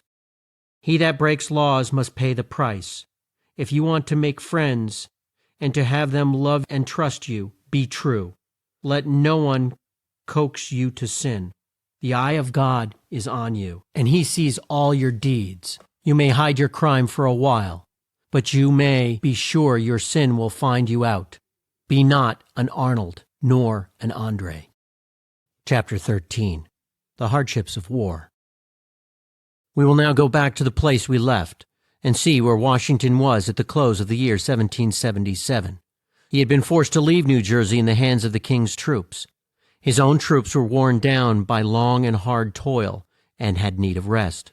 They were in want of clothes, too, and could not keep warm in the tents, so he sought out a place where they could build huts and screen themselves from the cold winds and storms. He chose Valley Forge, which was on the west bank of the Schuylkill River, and a score of miles from Philadelphia. Sad was the march of the troops to Valley Forge. Food was scant, their clothes were worn out, and a track of blood marked the way they trod. They had fought hard, but not win, and this made their hearts low. On December 17th they reached Valley Forge, and had to freeze in their tents till they could cut down the trees and build the huts they were to live in. The walls were 6.5 feet high, and were made of logs filled in with clay. The roofs were made of logs split in half. No pen can paint the hard lot of those poor men shut in at Valley Forge. For some days they had no meat. For 3 days they had no bread. Some of the men had to sit up all night by the fires, as there were no clothes for their beds, and they could not sleep for the cold. Some of the men were so scant of clothes that they could not leave their huts. Washington was kept short of funds and of troops, though he pled hard for both, and was sore pressed on all sides. He scarce knew what to do. There was but one thing he could do, and that was to wait. While his troops were in this sad plight, some of them sick unto death, the redcoats who held Philadelphia in siege led a gay sort of life, and were much at their ease. Near the 1st of March a German came to Washington's camp to lend him his aid. His name was Baron Steuben. He had fought for long years in the wars that had been waged in Europe, had been aide-de-camp to Frederick the Great, and had won much fame by his brave deeds. The French, who were friends to our cause, knew that we had need of such a man as Baron Steuben, and urged him to come to America, and he was at once sent to join the troops at Valley Forge. Our troops had had no chance to drill. There was no one to teach them, and they had fought with a rush and a dash, and in a pell-mell sort of way. Steuben went to work to drill these men, the best of whom had much to learn, and he found it a hard task at first, as he could not speak our tongue. At last a man was found who spoke French, and him Steuben made his aide-de-camp and kept him close at hand. The men were slow to learn, for the drills were new to them, and Steuben would get wroth with them and call them blockheads and all sorts of hard names. But though he had a sharp tongue and was quick to get in a rage, he had a kind, true heart, and soon won the love of the men. For 8 months the redcoats had held Philadelphia. In the spring General Howe went home and left his troops in charge of Sir Henry Clinton, who made up his mind to lead the troops back to New York. But he did not wish his plans to be known. In the meantime Washington knew that a scheme of some sort was on foot, so he sent troops out to check the King's troops should they move by land. The redcoats left Philadelphia on June 18th, and as there was but one road for them to take, their train stretched out for 12 miles. They made a halt at Allentown, and Clinton had not quite made up his mind which way to go from that place. He at first thought he would go as far as the Raritan River, and then ship his troops to New York. But when he found that our troops were not far off, he turned to the right and took the road to Monmouth. His march was a slow one. The heat was great. The rains made the roads bad, and they had to stop to bridge the streams and to build causeways so that they could cross the swamps. Washington in the meantime had gone on to Kingston, but as soon as he learned Clinton's course, he moved his troops so as to get in the rear of the redcoats. On the night of June 27th, the foe went in camp on the high ground near Monmouth Courthouse. The vanguard of our troops was 5 miles off and in charge of General Lee. At daybreak, the vanguard of the redcoats set forth down the hill, while Clinton, with his choice troops, stayed in camp on the heights of Freehold, to give the long train of carts and pack mules a chance to get well on the way. At 8 o'clock, all were in line of march to Middletown. As soon as Lee heard that the foe were on the move, he set out to meet them, and was joined by the troops in charge of Lafayette. As Lee stood on one of the hills, he caught sight of a band of redcoats hid somewhat by the woods, which he thought was part of the main force. So he sent some of his troops to draw their fire and check them in the rear, while he, with the rest of his force, would take a short cut through the woods, get in front of the corps, and cut it off from the main force. Washington was on his way with his main force when the boom of big guns rang out on the air. The sound caused him to change his pace to a quick step, and when he drew near Freehold Church, where the road forked, he sent Greene with part of his force to the right, while he, with the rest of the troops, took the left-hand road. Washington stood on the ground with his arm thrown up on the neck of his horse, when a man rode up and said the bluecoats were in flight. Washington was vexed, for he was quite sure it was not true. Then came one with fife in hand, quite out of breath, and in great fright. He was seized at once, so that he would not scare the troops then on their way, and told that he would be flogged if he dared to spread the tale he had brought. Washington sprang on his horse and sent men out to learn the truth, while he spurred past the Freehold Church. The news seemed too strange to be true. He had heard but a few guns, and did not think there had been much of a fight. Was Lee to blame for this wrong move? He feared so. As he reached the high ground, he saw Lee and his men in full flight, and by this time he was in a fine rage. "What do you mean by this?" he asked in a fierce, stern tone as Lee rode up to him. At sight of Washington's face, Lee was struck dumb for a while, but when he could speak, he tried to tell why he thought it best to fall back. There was not much time for a talk, as the foe was not far off. The sight of their commander-in-chief put a stop to the flight, and plans were at once made to turn the luck. The place where they were was good for a stand, as it was on high ground which the foe could not reach but by a causeway. Lee knew that Washington had lost faith in him, so he held back, and would give no aid to his chief. Washington rode back to Lee in a calm mood, and said to him, "Will you keep command on this height or not? If you will, I will go back to the main force and have it formed on the next height." Lee said it was all the same to him where he was placed, that he would do just as Washington said, and not be the first to leave the ground. Soon guns were heard on both sides. Lee and his men, who were in the foreground, made a brave stand, but were at length forced to fall back.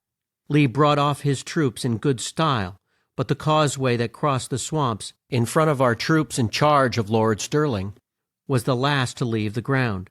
When he had formed his men in line back of the swamp, he rode up to Washington and said, "Here, sir, are my troops. What do you wish me to do with them?" Washington saw that the men were worn out with long tramps, hard fights, and the great heat, so he told Lee to take them to the rear, and call in all those he might meet with who had fled from his ranks. The foe sought to turn both our flanks, but were checked by a sharp fire, and at length they gave way and fell back to the ground where Lee had been that morn. Here the woods and the swamps were on their flanks, and their front could not be reached but by the causeway. Great as was the risk, Washington made up his mind to charge on the foe, and this was his plan. General Poor was to move round on their right, General Woodford on the left, while the big guns shall gall them in front. But night set in ere they could act on this plan. Some of the troops had sunk on the ground, and all were in need of rest. Washington told them to lie on their arms just where they chanced to be when it grew dark, as he meant to go on with the fight at dawn of the next day. He lay on his cloak at the foot of a tree, and Lafayette lay near him. At daybreak, the beat of drums roused them from their sleep, but the foe had fled, and had been so long on the way that Washington could not hope to check them. Our loss in the fight at Monmouth was 69, while 250 of the King's troops were left dead on the field. Some of the troops on both sides had died in the swamp, and some were found on the edge of a stream that ran through it, where, worn out with their toils, and weak from heat and thirst, they had crawled to drink and die. Lee's pride had been so hurt that he wrote to Washington in a way that he should not have done to his commander-in-chief, and he was brought to court by the Board of War and tried for his wrong deeds. His guilt was proved, and he was told that he could not serve for the next 12 months. He went to his home in Virginia, where he led a queer kind of life. His house was a mere shell, and had but one room, but lines were chalked on the floor, and each space was used as if it was a room by itself. Here was his bed. There were his books. In this space he kept all his horse gear, and in that one he cooked and ate his meals. With pen and with tongue he strove to harm Washington, whom his shafts failed to hurt, and who spoke not an ill word of Lee. He liked him as a friend, but did not think he was fit to lead troops to war. Lee died in the course of 4 years, and on his deathbed he thought he was on the field of war, and his last words were a call to his men to stand by him. For a year or two more the strife was kept up on the coast from Maine to Florida, and both redcoats and redskins took part in scenes that chill the blood to read of. Houses were burnt and land laid waste. Forts were stormed and seized from our troops, whose force was too small to hold them. Now and then there was a gain for our side, but in spite of his ill luck, Washington held on with a brave heart, and would die at his post, but would not yield. In the first part of the year 1780 we find Washington in camp at Morristown, with a lot of half-fed and half-clad troops. No such cold had been known in this zone. The Bay of New York froze so hard that the ships of war that lay in it were icebound. Food was scant, and there was a lack of firewood. Washington saw what a chance there was for a bold stroke, but he had no funds with which to fit out his troops or to move them to the coast. The cost of war was great, and the gold was scarce. He could not strike a big blow for New York to wrest it from the hands of the foe, as he might have done at this time had his troops been well fed and well clad, but he would do what he could in a small way. A bridge of ice had formed twixt New Jersey and Staten Island, so Washington sent Lord Stirling with 2,500 men to start up and seize a force of 1,200 redcoats. His lordship crossed in the night, but was seen and had to fall back to Elizabethtown. Some of his men fell into the hands of the king's troops, and some into the hands of Jack Frost. This raid gave a start to the foe, and they set out to tease and vex our outposts, which they thought could be done at small risk, as there was snow on the ground and the troops could be borne on sleighs. Not far from White Plains, and a score of miles from the outpost of the redcoats, 300 of our men had a post in a stone house known as Young's house, and that was the name of the man who owned it.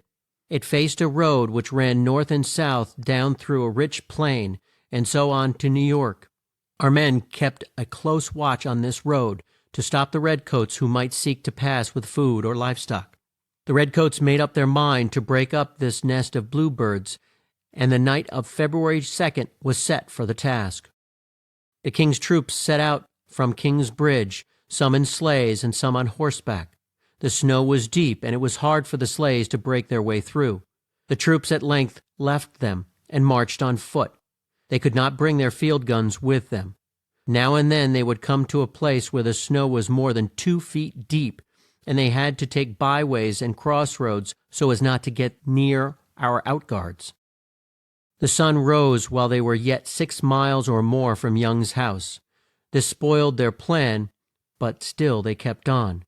Ere they could reach the house, the news flew like wildfire that the redcoats were near, and men left their farms and homes to aid those in Young's house. But though they fought well, they had not strength to hold the fort. Not a few were killed. The house was sacked and set on fire, and the redcoats made haste to get back to their lines with those of our men whom they had seized, and who were sent to New York and put in the vile jails there. In the year 1780, France sent ships of war and troops to aid our cause, and to drive the redcoats from New York. The French troops were in charge of Count de Rochambeau, who was told to do just as Washington said, for he was commander-in-chief. Washington's heart gave a throb of joy at this proof of good will, and his grief was that he had not more troops of his own to join with these, that he might push for New York at once. He must wait till the rest of the French troops, then on their way, came to port. In the meantime his thoughts were turned to the south, where the redcoats, led by Cornwallis, waged a fierce war. Our troops there were in charge of General Greene, who was full of cheer and did his best to keep the foe at bay, but with poor luck as his force was small. But Washington had faith in him, yet such a large force of the King's troops had been sent by sea to aid Cornwallis that Washington feared that Greene would not be safe. So he wrote to Lafayette, who was on his way to meet the French fleet that had been sent to Chesapeake Bay, to push on and join the troops at the South. At this time Washington was at a place near West Point, and his whole force on the Hudson in May 1781 was not more than 7,000, half of whom were not fit to take the field. Here word came to him of feuds at the north, and that the foe were in force on the north side of Croton River. Colonel Delancey, who led this raid, held the place that André had filled, and bore the same rank, and Delancey's horsemen were the dread of all those who dwelt in that part of the land. Our troops had an outpost not far from Pine's Bridge, in charge of Colonel Greene of Rhode Island, who had served all through the war. Delancey set out at night at the head of 100 men on horseback and 200 on foot. They crossed the Croton at daybreak, just as the night guard had been called off, and bore down on the outpost. They first went to the farmhouse where Colonel Greene and Major Flagg slept, and put a strong guard round it. Major Flagg sprang from his bed, threw up a sash, and fired at the foe, but was shot through the head and then hacked with sword cuts and thrusts. Then they burst through the door of Greene's room. He was a man of great strength, and for some time kept the foes at bay with his sword, but at last he fell, for what could one man do in such a fight? By the time the troops sent out by Washington reached the post, Delancey's men had flown. They tried to take Greene with them, but he died on the way, and they left him at the edge of the woods. Washington felt sad at heart when he had heard of the death of his brave and true friend, Colonel Greene, and the next day he had his corpse brought to the west bank of the Hudson. Guns were fired to tell that one who had fought well had gone to his rest, and strong men shed tears as he was laid in his grave, for his loss was a source of great grief to all. Chapter 14. The close of the war. In the month of May, Cornwallis had planned to bring his troops to Petersburg and strike a blow at Lafayette, who was near Richmond. Lafayette fled as soon as he heard that Cornwallis had crossed the James River, for he had but few troops and did not care to bring on a big fight till the men came up who were then on the way to aid him. Cornwallis thought he could soon catch the boy, as he called him, but his youth made him spry, and the redcoats did not get up to him. On June 10th, General Wayne came up with 900 men to add to Lafayette's strength, and this made him change his whole plan. With 4,000 men and Baron Steuben, he might hope to win in a fight with the redcoats, and he turned his face to the foe. Cornwallis was at the time twixt Lafayette and Albemarle Courthouse, where stores were kept. The Marquis, by a night march through a road that had long been out of use, got in front of the King's troops and held them in check. Cornwallis turned back and marched first to Richmond and then to Williamsburg, while Lafayette kept close in his rear. Here they had a fierce fight, in which the loss was great on both sides and the gain but small. At this time word came to Cornwallis that Washington had borne down on New York, and that he must send some of his troops to that town. This would leave him too weak to stay where he was, so on July 4th he set out for Portsmouth. Lafayette gave chase the next day and took post 9 miles from his camp.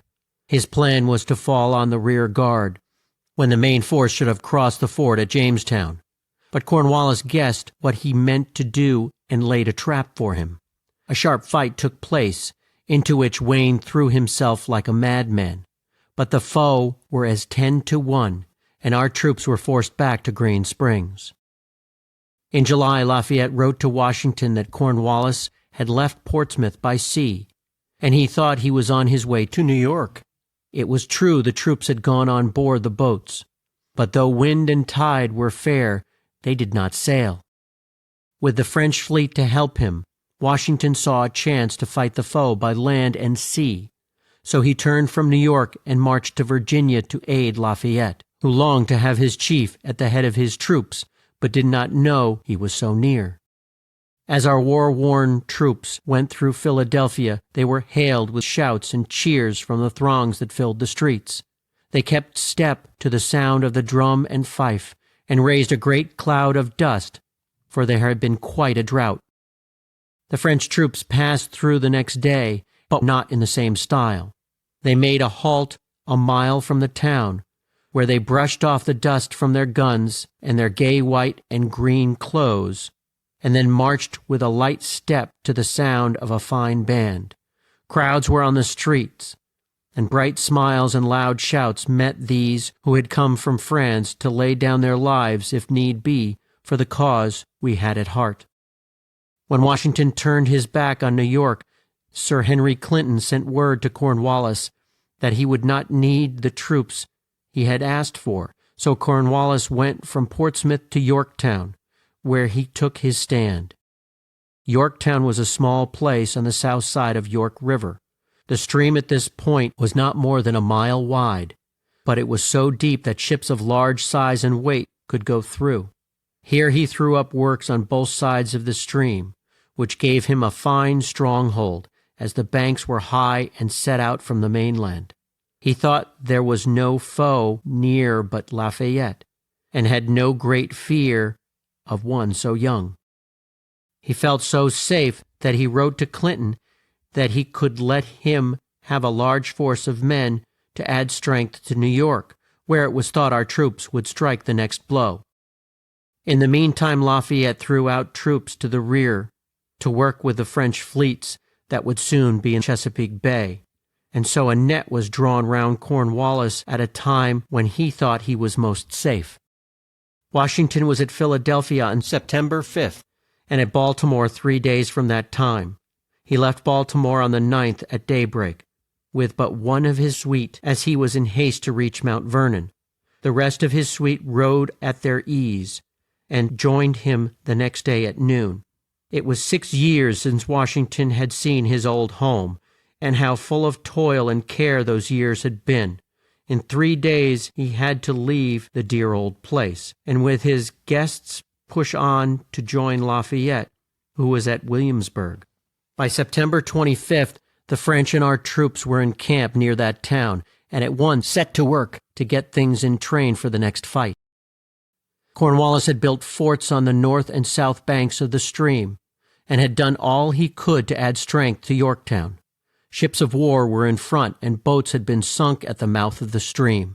Field works were at the rear with big guns on top, and there were long rows of trees that had been cut down and left so that their limbs stuck out and made a fence it would not be safe to climb.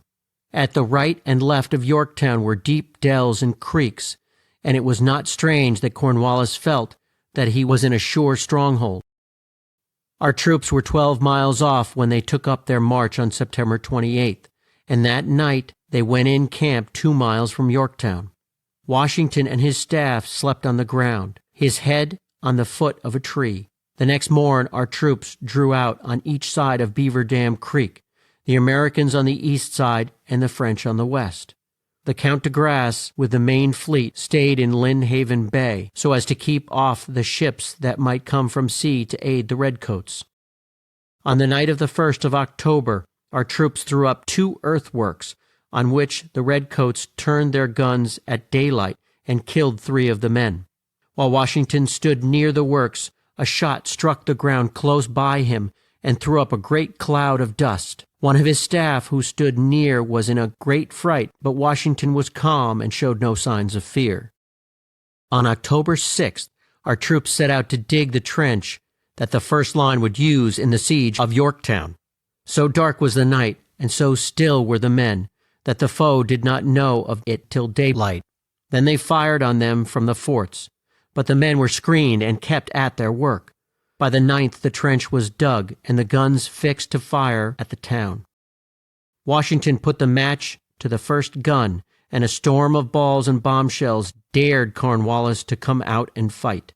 For 3 or 4 days the fire was kept up on both sides, and bombshells crossed in mid-air, and at night flashed forth like great stars with tails a blaze of light. Our shells did much harm in the town and to the earthworks of the foe. The red-hot shot from the French forts northwest of the town reached the king's ship of war. The Sharon, a 44-gun ship, and 3 large boats for troops were set on fire by them. The flames ran up to the tops of the masts, and as the night was dark, the scene was a grand one to the eye, but a sad one to the heart. On the night of the 11th, a new ditch was dug by the troops led by Baron Steuben, and for 2 or 3 days the foe kept up a fire on the men at work. At 8 o'clock on the night of October 14th, they set out to storm both Yorktown and the point on the north bank at the same time. The vanguard of our troops was led by Alexander Hamilton. When at school, he wrote to one of his boy friends, "I wish there was a war," and in 1776, when he was but 19 years of age, he was placed at the head of the men who fired the guns and bombshells. The next year, he was aide-de-camp to Washington, in whom he found a true and wise friend.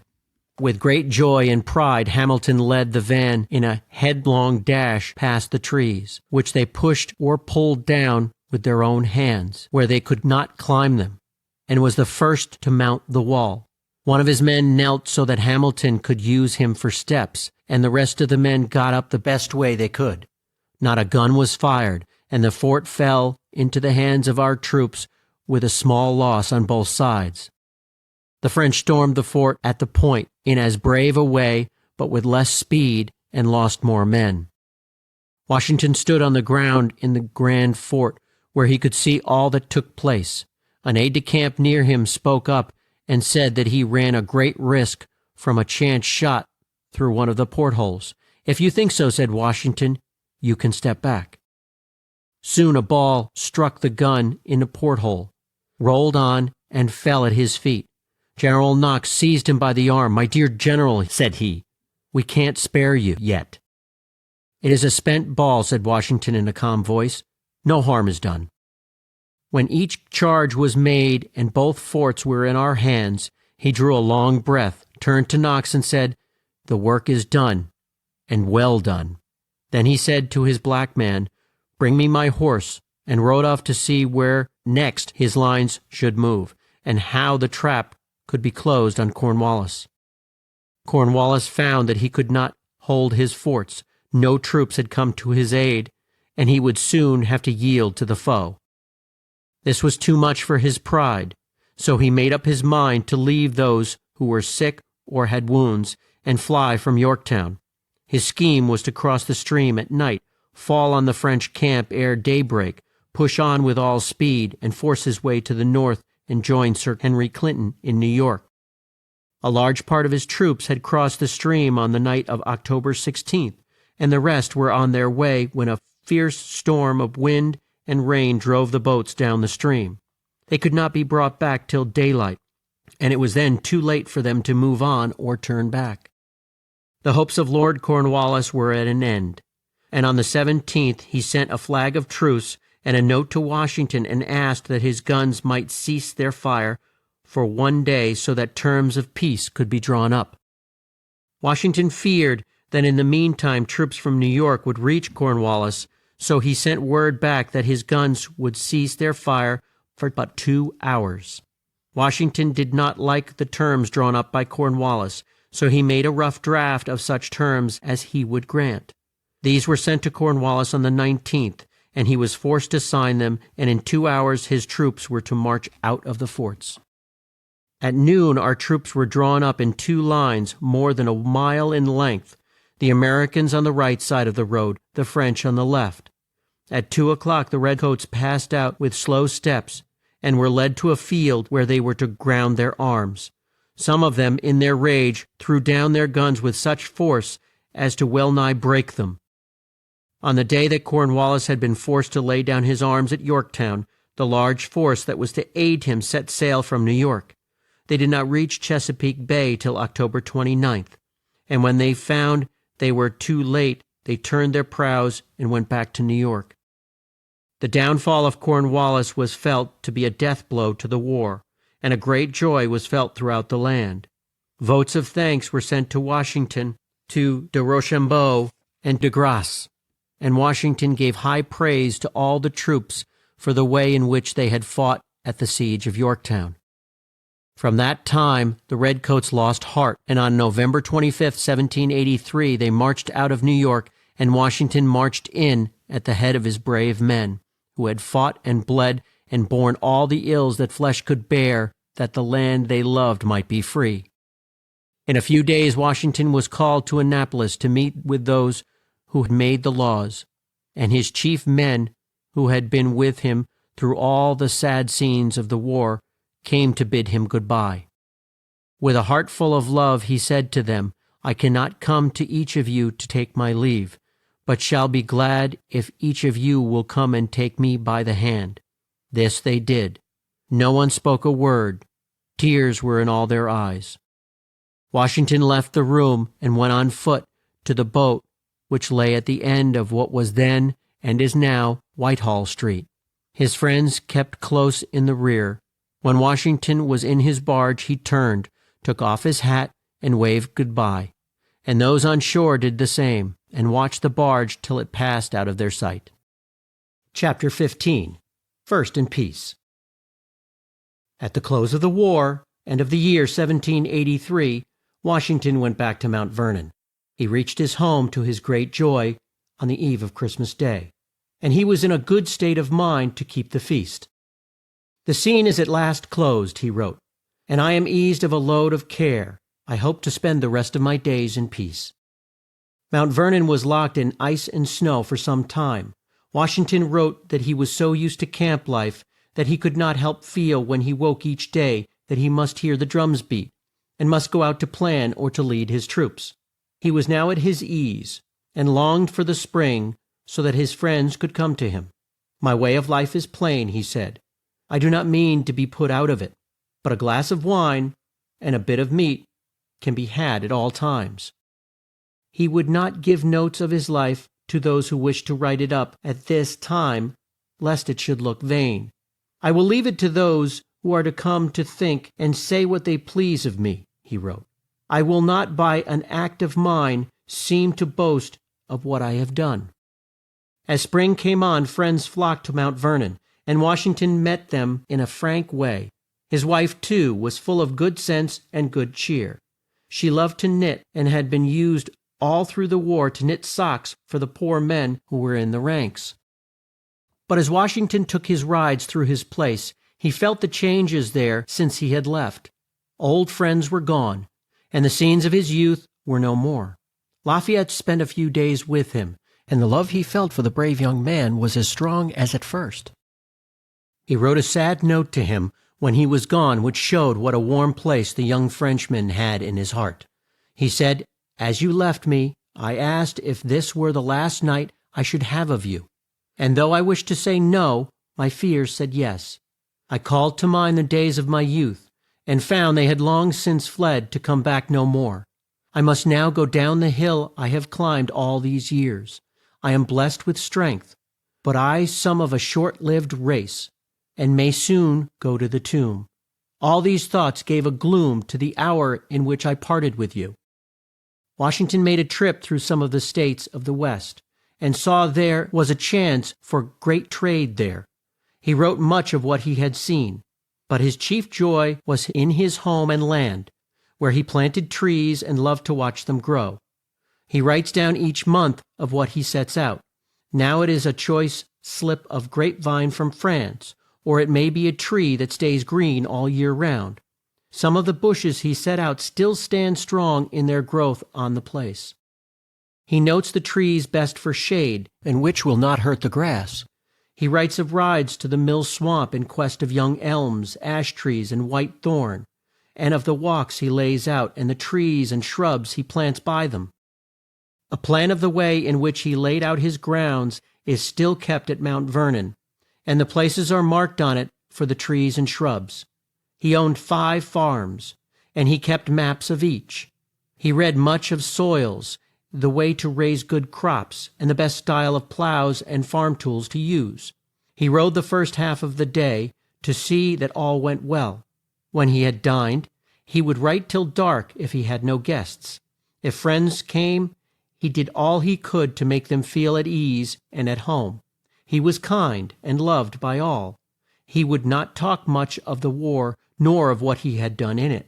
He took great care not to talk of his own acts, so that if there had been a guest who did not know the facts, he would not have found out by a word from Washington that he was one who had won a great name in the eyes of the world. Though grave in his looks and ways, he loved to see youth glad and gay. He was fond of the dance, and it was long the boast of more than one fair dame that she had danced with the chief. There had been balls in camp in the dark days of the war. Washington, as we have seen, had been fond of the hunt in his youth, and Lafayette sent him some hounds from France, so he took up his old sport. But the French hounds did not do well, and he found they could not be trusted. Ere the war had been long past, it was found that there was need of new laws by which the states should be ruled. The chief men of the land were called to Philadelphia to form them, and Washington went from Mount Vernon to take part in the work. It was then that the code of laws was drawn up which bears the name of Constitution of the United States. These laws said that the states should be ruled by a president. The choice for this post fell on Washington, and in the spring of 1788 he bade goodbye to Mount Vernon and made his way to New York, where he was to take the oath that he would serve the land and be true to her in peace and in war. As he passed through the towns, crowds came out to cheer him, flags were raised, guns roared, and at night there was a great show of fireworks. When he came to Trenton, the place where in the past he had crossed the stream in the storm, through clouds of snow and drifts of ice, he found a scene of peace and love.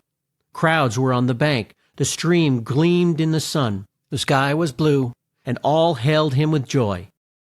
On the bridge that crossed the Delaware, an arch was raised and twined with wreath of green and gay blooms. As Washington passed 'neath it, a band of young girls, dressed in white and with wreaths on their heads, threw bright blooms at his feet, and sang an ode that spoke the love and praise that were in all hearts. At Elizabethtown Point, he was met by men who had been sent from New York, and led to a barge which had been made for his use. It was filled with seamen of high rank, who made a fine show in their white suits. Boats of all sorts, gay with flags and some with bands on board, fell in the wake of Washington's barge, and as they swept up the bay of New York, the sight was a grand one. The ships at the wharves or in midstream dipped their flags and fired their guns, bells were rung, and on all the piers were great crowds that made the air ring with their shouts.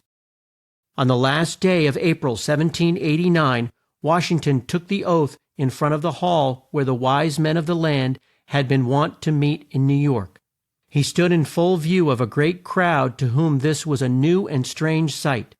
The states were to be as one, and this man, whose name and fame were dear to them, was to pledge himself to keep them so. On a ledge that bulged out from the main part of the house was a stand spread with a rich red cloth on which lay the Word of God, the Book of Books.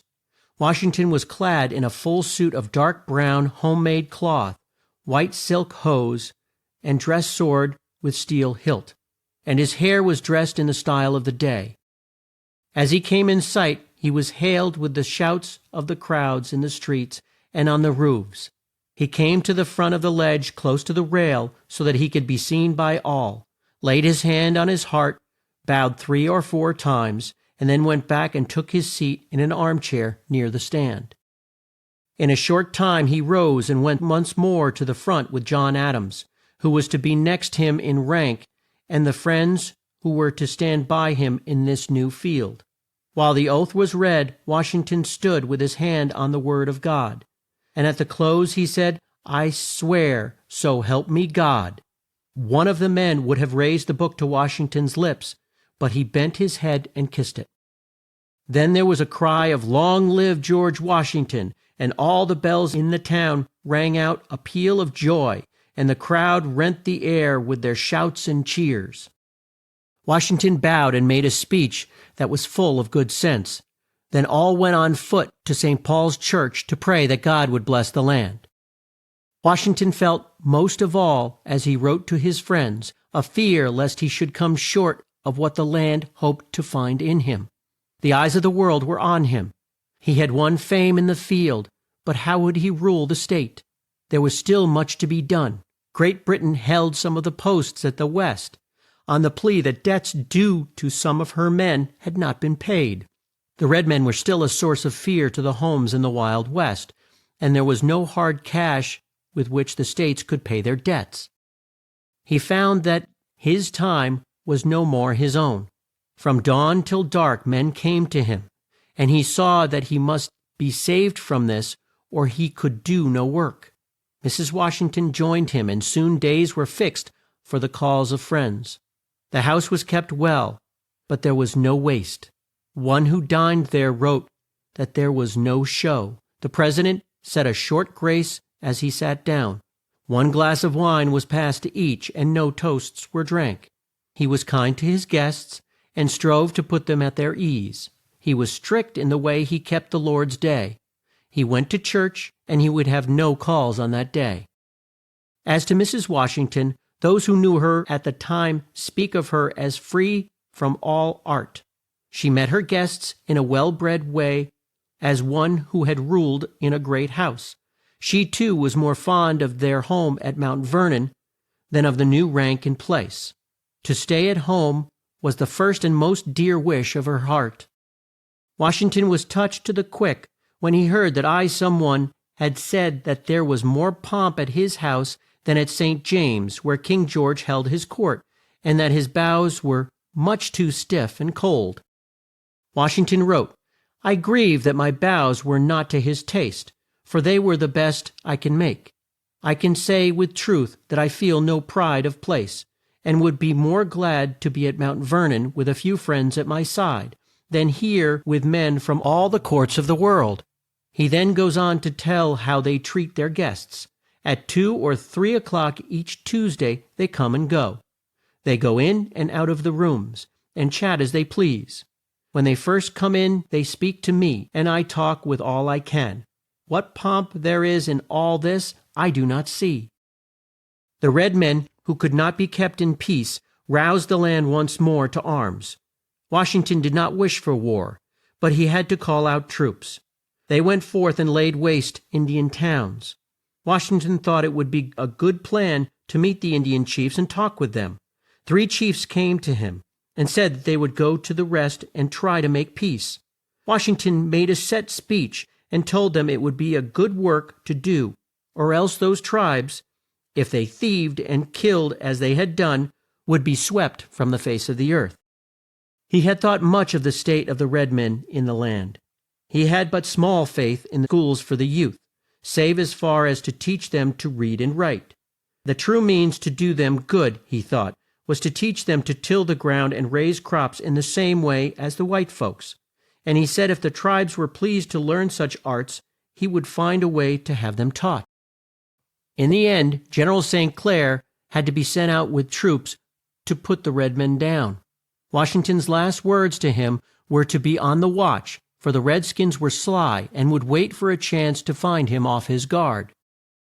But St. Clair did not pay heed to these wise words, and the redskins got into his camp. Some of his best men were slain, and the whole force was put to rout. When the news was brought to Washington, he said in a quick way, "I knew it would be so. Here on this spot I took leave of him and told him to be on his guard. I said to him, 'You know how the redskins fight us.' I warned him, and yet he could let them steal into his camp and hack and slay that army." He threw up his hands, and his frame shook as he cried out, "Oh, what a crime! What a crime!" Then he grew calm, and said that St. Clair should have a chance to speak, and he would be just to him. St. Clair was tried, and was found free from guilt. Washington's mother died at Fredericksburg, Virginia, August 25, 1789, aged 82. When her son first went to war, she would shake her head and say, George should stay at home and take care of his farm. As he rose step by step and the news of his fame was brought to her, she would say George was a good boy, and she had no fear but that he would be a good man and do what was right. In the year 1789, a great war broke out in France, in which Louis XVI lost his crown and his head, and deeds were done that you could scarce read without tears. Men seemed like fiends in their mad rage, and like wild beasts in their thirst for blood. In 1793, France made war on England, and in 1797 sought to break up the peace of the United States. But of this I will tell you by and by. In the meantime, the 4 years, which was the full term Washington was to rule, came to an end. He had no wish to serve for 2 terms, but the choice fell on him, and he once more took the oath on March 4, 1792. In 1796, as France was still at war, it was thought best that Washington should hold his place for a 3rd term. But this he would not do. He made up his mind to leave these scenes and to give up that sort of life, and those who pled with him could not move him. He took leave of his friends in a way that moved them to tears, and his farewell speech, though in plain style, touched all hearts and made them feel what a loss it was to part with so great and good a man. On March 4, 1797, John Adams took the oath and bound himself to serve as president for a term of 4 years. Washington was there, and as he rose to leave the house there was a great rush to the door, as all wished to catch the last look of one who had for so long a time the first place in their hearts. So great was the crush that it was feared there would be loss of limbs, if not of life. As Washington stood in the street, he waved his hat as cheer on cheer rose from the crowd, and his gray hairs streamed forth in the wind. When he came to his own door, he turned to the throng with a grave face and tried to say a word or two. But tears rose to his eyes, his heart was full, and he could not speak but by signs. He soon set off for Mount Vernon, the dear home of his heart. He had been there but a few months when the French, by their acts, seemed to want to bring on a war with the United States. They took our ships at sea, and there was no way left but to stand up for our rights. President Adams wrote to Washington, "We must have your name if you will let us have it. There will be more in it than in a host of men. If the French come here, we shall have to march with a quick step." Washington wrote to President Adams, "I had no thought that in so short a time I should be called from the shade of Mount Vernon. But if a foe should come in our land, I would not plead my age or wish to stay at home." He saw the dark clouds that showed a storm, and he feared his days of peace would be few. It was with a sad heart that he felt his rest was at an end. But he had so strong a sense of what was right that he did not hold back. He said he would do all he could for the troops, but he would not take the field till the foe was at hand. For months Washington led a life full of hard work. He had much to do for the troops, and at the same time work at home. He would write for hours, and took long rides each day. To his great joy there was, in the end, no war with France. He seemed in first-rate health up to December 12, 1799. On that day a storm set in, first of snow, then of hail, and then of rain, and Washington was out in it for at least 2 hours. When he reached the house, his clerk, Mr. Lear, saw that the snow hung from his hair and asked him if he was not wet through. "No," said Washington, "my great coat kept me dry." But the next day his throat was sore and he was quite hoarse, and though much worse at night, he made light of it and thought it would soon pass off. When he went to bed, Mr. Lear asked him if he did not think it best to take something. "Oh, no," said Washington, "let it go as it came." But he grew worse in the night, and it was hard for him to breathe, and though his wife wished to call up one of the maids, he would not let her rise lest she should take cold. At daybreak, when the maid came in to light the fire, she was sent to call Mr. Lear. All was done that could be done to ease him of his pain, but he felt himself that he had but a short time to live. Mr. Lear was like a son to him, and was with him night and day. When Mr. Lear would try to raise and turn him so that he could breathe with more ease, Washington would say, "I fear I tire you too much." When Lear told him that he did not, he said, "Well, it is a debt we must all pay, and when you want aid of this kind, I hope you'll find it." His black men had been in the room the whole day and most of the time on his feet, and when Washington took note of it, he told him in a kind voice to sit down. I tell you these things that you may see what a kind heart he had, and how, at his last hour, he thought not of himself. His old friend, Dr. Craig, who stood by his side when he first went forth to war in the year 1754, was with him in these last hours, when death was the foe that Washington had to meet. He said to Dr. Craig, I die hard, but I am not afraid to go. My breath cannot last long. He felt his own pulse and breathed his last on the night of December 14th, 1799. His wife, who sat at the foot of the bed, asked with a firm voice, Is he gone? Lear, who could not speak, made a sign that he was no more. 'Tis well, she said in the same voice. All is now at an end, and I shall soon join him. Thus lived and died this great and good man, first in war, first in peace, and first in the hearts of those who loved the land of the free. Praise did not spoil him or make him vain, but from first to last he was the same wise, calm, true friend, full of love to God and of good will to men. Great and good men have been born into the world, but none whose name and fame rank as high as that of George Washington. If you like the video, put a like, subscribe to the channel and click on the bell to not miss our new videos.